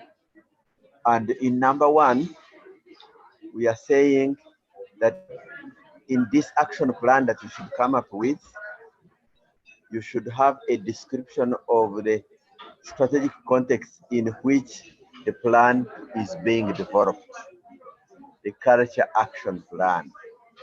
Because wherever I have gone, I have found the health sector plan, education sector plan, but I have not seen the culture action plan for local governments.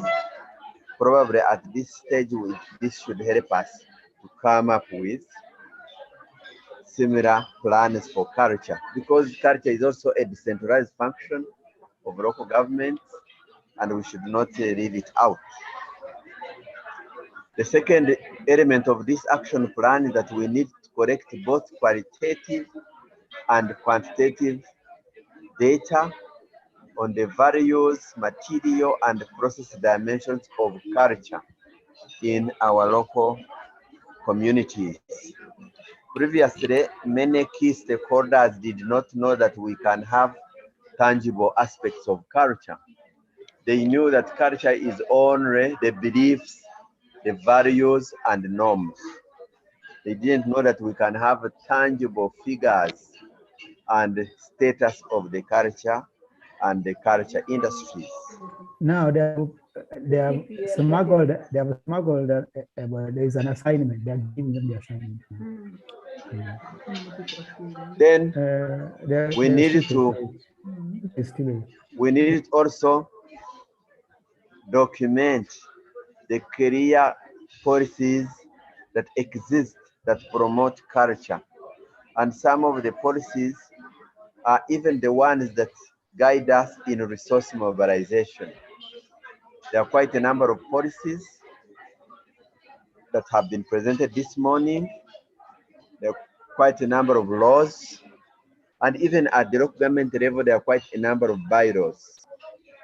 These need to be documented in summary within this action plan.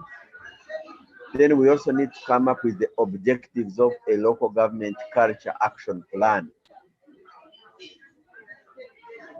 These objectives should be very clear, should be achievable, should be measurable, and should be time bound. And in this case, it should be the annual targets of the action plan. And we also need to define this culture action plan within the context of the local government development plan. How is this relating to the local government development plan? We also need to define how this action plan is going to relate with the calendar of the district, the calendar of the local government council meetings and other agencies that are operating within the local government. Our action plan should also speak to the national and local culture objectives. We all have the national, I think we all have seen the copy of the national policy, the national culture policy, and there has been a loose connection between the implementation of the national culture policy and the activities of culture at the local government level. We need to create a linkage using this sort of action plan. Then we also need to define the performance indicators of this plan over the period of 1 year at least. We need to come up with an implementation or an activity plan. We need to assign responsibilities for implementation of this action plan. And the next, hello? Share the last item. We need to show a budget that we come up within this action plan. And then we also need to show how we shall monitor and evaluate the performance of this action plan. Basically, this action plan is about mainstreaming culture in the district, in the local government development plan. I'm sorry to use the word district. Our common terminology is the local government development plan. But we need to have monitoring and evaluation mechanisms. So what I would like the participants to do is, from their experience, from the knowledge we have shared today, to come up with this action plan. And this will be our assignment for the rest of this afternoon. And tomorrow morning, we shall review what will have been achieved on this assignment, and we shall guide one another to be able to complete this action plan. And I think we would like to have each participating local government to come up with its own action plan. I don't know, Daniel, whether you want to say something on the modus operandi, but this is my proposal, and this is the proposal of the training team, that each participating local government should come up with an action plan, which we shall review tomorrow. And it will be our starting point going forward. I agree. I agree with you. Kindly share, send to my email when you come up with that plan. You all have my email. Kindly share to my email so that we can work. And you can also tomorrow. share our emails as the trainers, so that we can be able to look at them before the session tomorrow morning. Yes, sir. And this is what is going to occupy us for the rest of the afternoon. And I would like for to the rest request of the morning, participants, rather than for the rest of the, it's already afternoon, from now up to the end of the day, so that tomorrow morning we'll review our progress on this action plan. Thank you, Amos. Yes.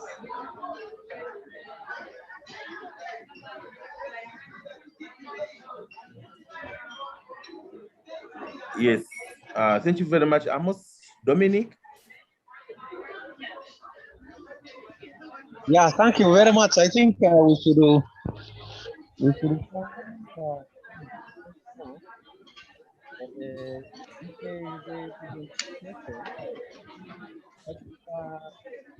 the ending is very, very appropriate because having gone through all this, but the way we have gone in the right way. So I'm asking Dominic, the participants. Yes. Your volume is low. Try to project. Sorry. You are not getting me. Now we can hear you. Yes.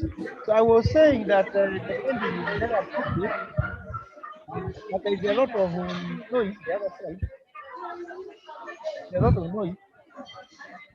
So I was saying that I think as participants, we should thank the entire team that has presented and the others who have also been here.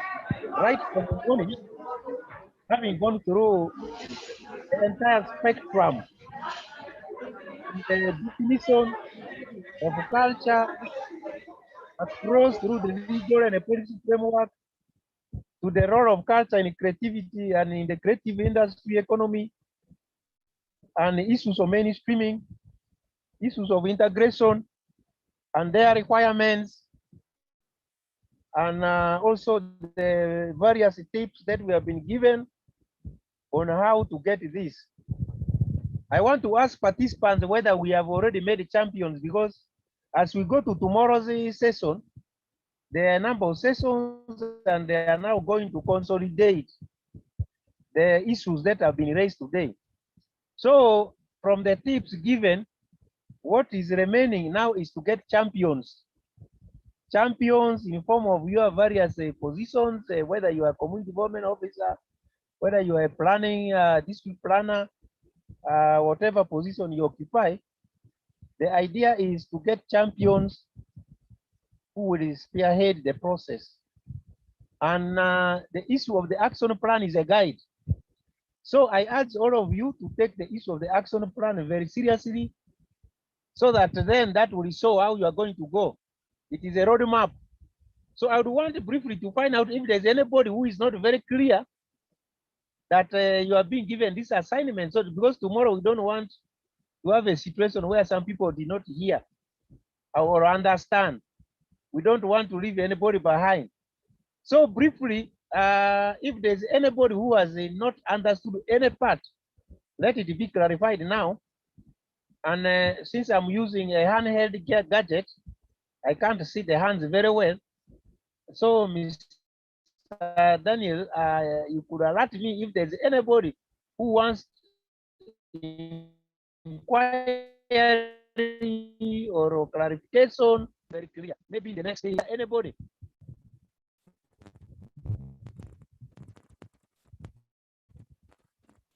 Then you tell me if you see anybody raising their hand. Or Angela, you can tell me. I can see one hand. Yes, let the person somebody go ahead. Named. Somebody named. Please, Wawi. Wait. Can you please make your submission?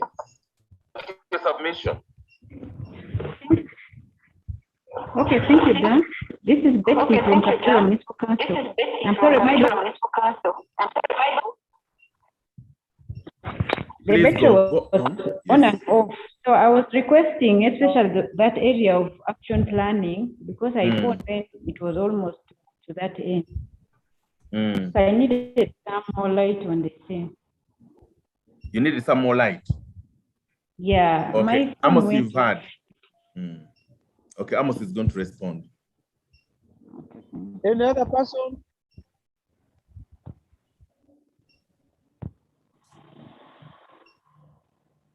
You see another person there, Mr. Tony? No, I don't see. I don't see. So our expert, Amos, kindly, Betty from Kapchora wants just some more light on how she can be about doing this. Hello? I got a disconnection. I didn't hear the Karamoja question. I mean the Kapchora question.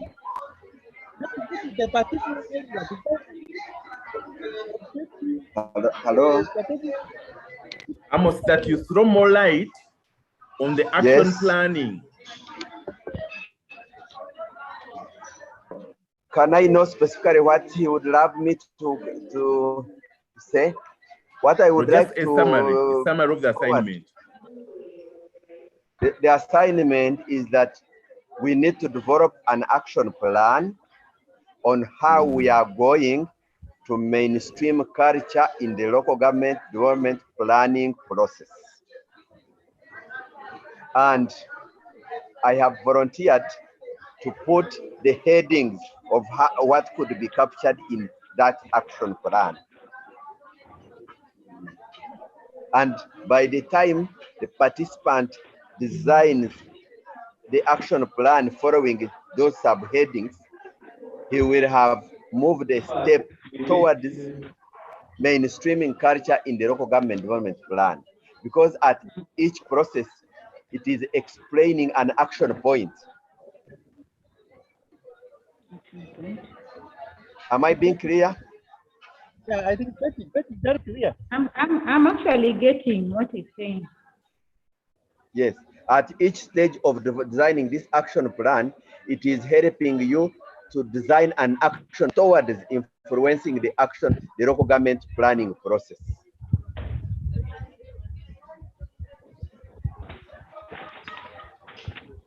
Okay. Can I be more elaborate? For instance, during the local government planning cycles, local governments are involved in data collection, right? They are involved in designing the strategic context in which the local government plan is being developed.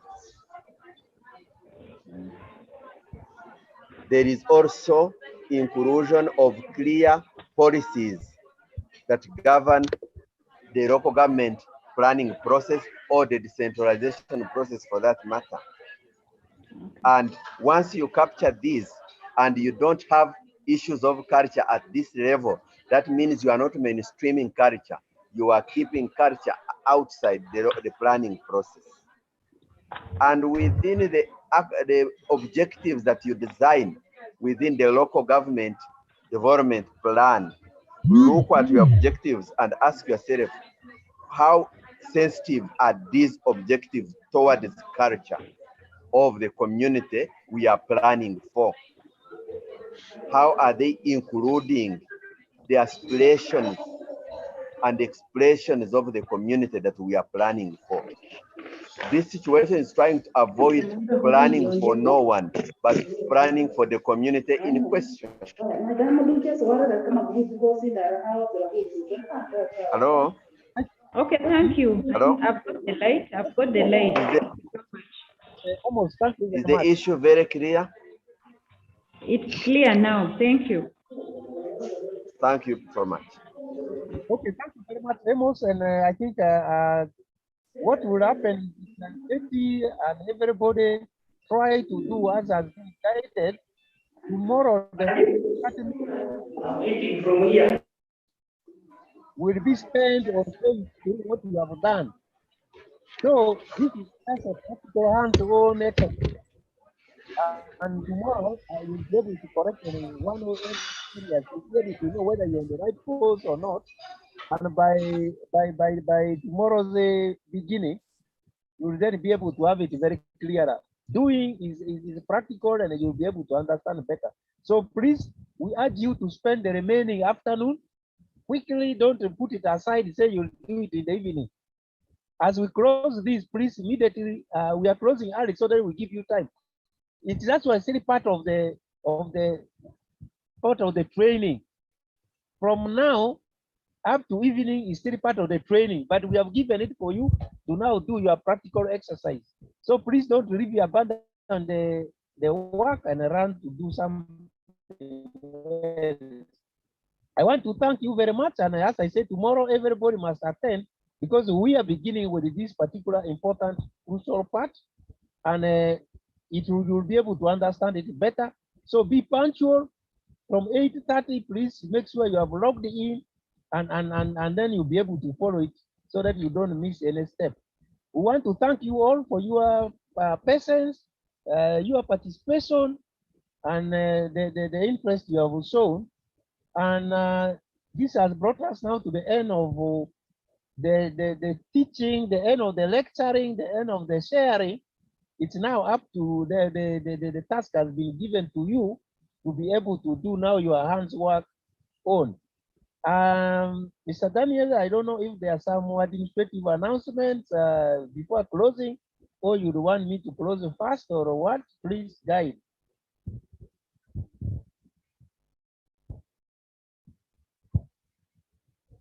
Are there any announcements to make, Daniel, apart from the hints I've mentioned about tomorrow? Yes, Dominic, you've made a good announcement, and I think that is very, very important. I'm requesting all members to do their assignment and then report tomorrow. Please, let's start early so that we can finish before lunch tomorrow. That's what I can say as far as that announcement is concerned. I can see somebody's hand still up. Madam Mutonyi, is there something you want to say? I am just at a point of discomfort. I put up my hand some time back. I was looking at the aspect of action planning. I think it is an uphill task, assuming that we are going to work on this in this evening, because it takes a lot of information. We need a lot of information to fill in within the 10 subheadings that have been provided by Amos. I would request that during the action planning is given more time so that we come up with quality action plans other than just to submit for them. It's just my humble request. I've ever done action plans, and I know it takes a lot of time. It takes a lot of data, you must do research, and a lot of thinking. And honestly, this afternoon, I think being a Monday, we're also going to do a bit of catch up on what is in this. It's just my humble submission. Now, Amos, are you there? Just a moment. Yes, Dominic. Yes, Madam Mutoni, you are right. You are right that the quality action plan. Dana, you are asking? Are you listening? Oh, Mutoni, are you listening?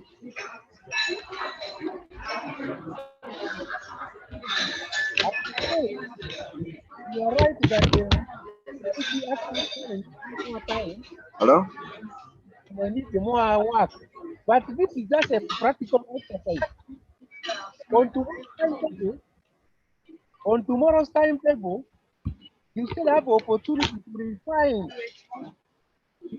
what you have done. The key elements of that action plan and the format and so on is contained in tomorrow's work. This is just to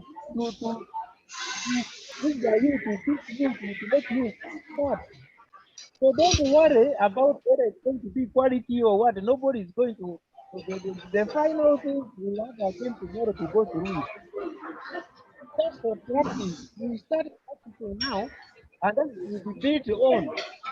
I don't know whether that's what Dominic? Dominic? Yes. Dominic, there is a lot of noise your side.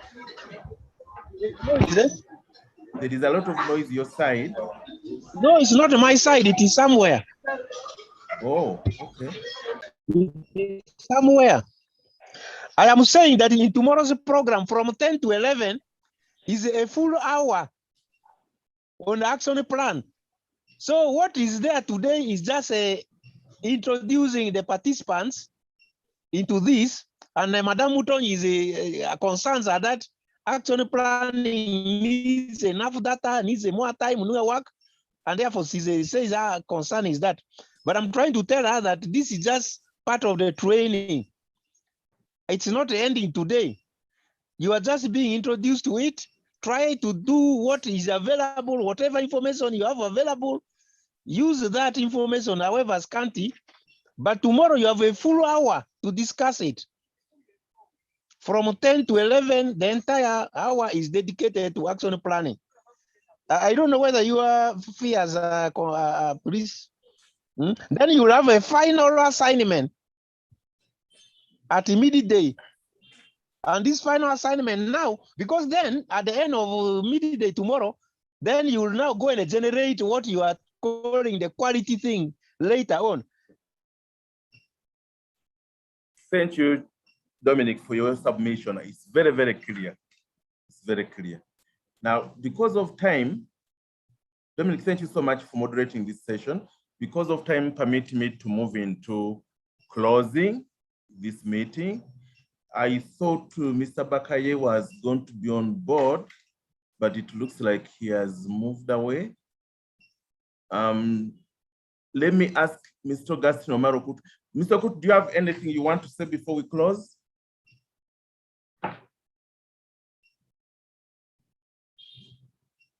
Mr. Kurut?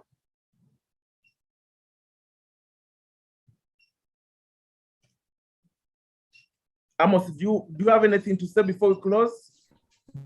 Thank you. Daniel, I think what I would like to clarify to the. Hello, can you hear me? You can hear me? Let's give Augustine a chance first. Hello? Let's give. Can you hear me? Let's allow Amos. Yes, someone else is still talking. Dan, I think, thank you very much. I say in the interest of time and everything, I think Daniel, I think I have no much to say.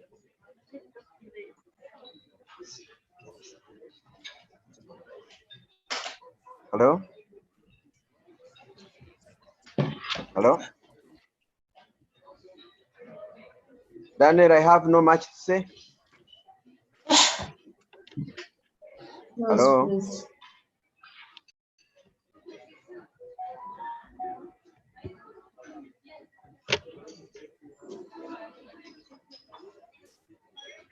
Hello?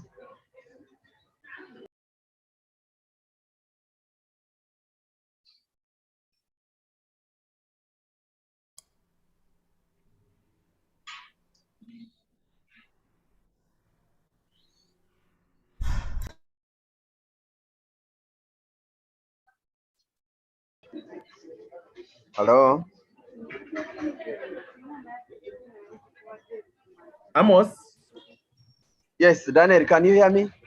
Yes, I can hear you. Sorry, I was saying I have no much to say, but our participants need not to worry about the quality of the action plan that will come up.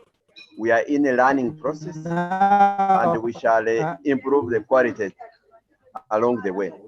Okay, sir. Thank you so much for that submission. Members, don't fear. Yes, I was trying to call now, the Dan, I had General. gone off. Daniel. Yes, Mr. Kurut, yes. Gone off, but like I've just rejoined. I said, okay. I'd like to thank everybody, particularly the participants, for this. I think they should see the link between what we started with and where we have concluded, and use that as a really a rallying point for launching pad for realizing the objectives or expectations of this workshop. So I think nobody should be afraid. We should believe in ourselves, and we should be able to move on. Thank you. Thank you so much, Mr. Kurut. I would like to call upon the Secretary General. Secretary General, kindly come and say a few words and then adjourn this meeting.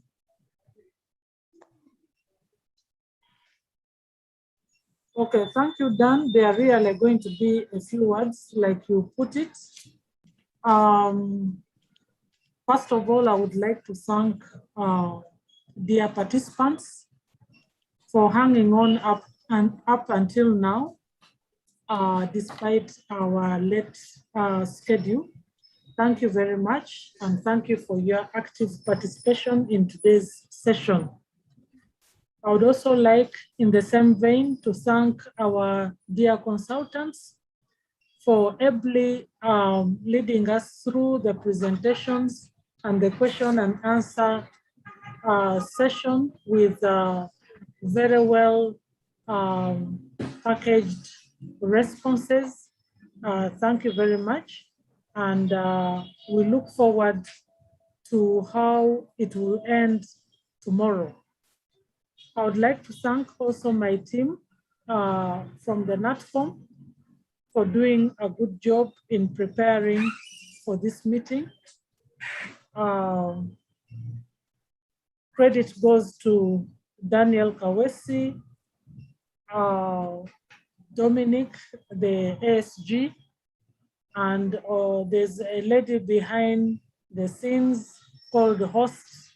She does a good job. So thank you very much. And of course, the rest of the team at the NATFORM, you've all played your role very well. So we have been given homework, and that means we take off the afternoon to continue after you've gotten your lunch.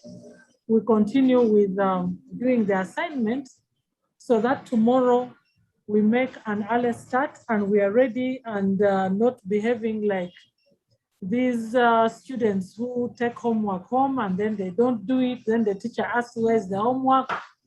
And they're looking left and right and up and down. So I hope we are going to be good adult learners and we shall take off a few minutes. 30 minutes should be able to be enough for us to do justice to the assignment that we have been given. Like my colleagues have said, we need to make an early start. You know, when you work in these offices, you are always multitasking. If we get any delay in starting or in presentations, we might have a clash around lunchtime and 2 o'clock. So we don't want this to happen because we want, you know, to be able to handle this and handle another program concurrently but efficiently. So we look forward to having you log in early in the morning, as early as our schedule states. By 8:30, 9:30, we should have the recap. So please log in and let us be there so that by 1 o'clock we are done. And then we can see how we follow you up later on after the training. So with this, I would like to adjourn today's session and I look forward to meeting you again tomorrow. Thank you very much. Thank you so much, Secretary General. Members, we meet tomorrow. Thanks. Thank you and bye.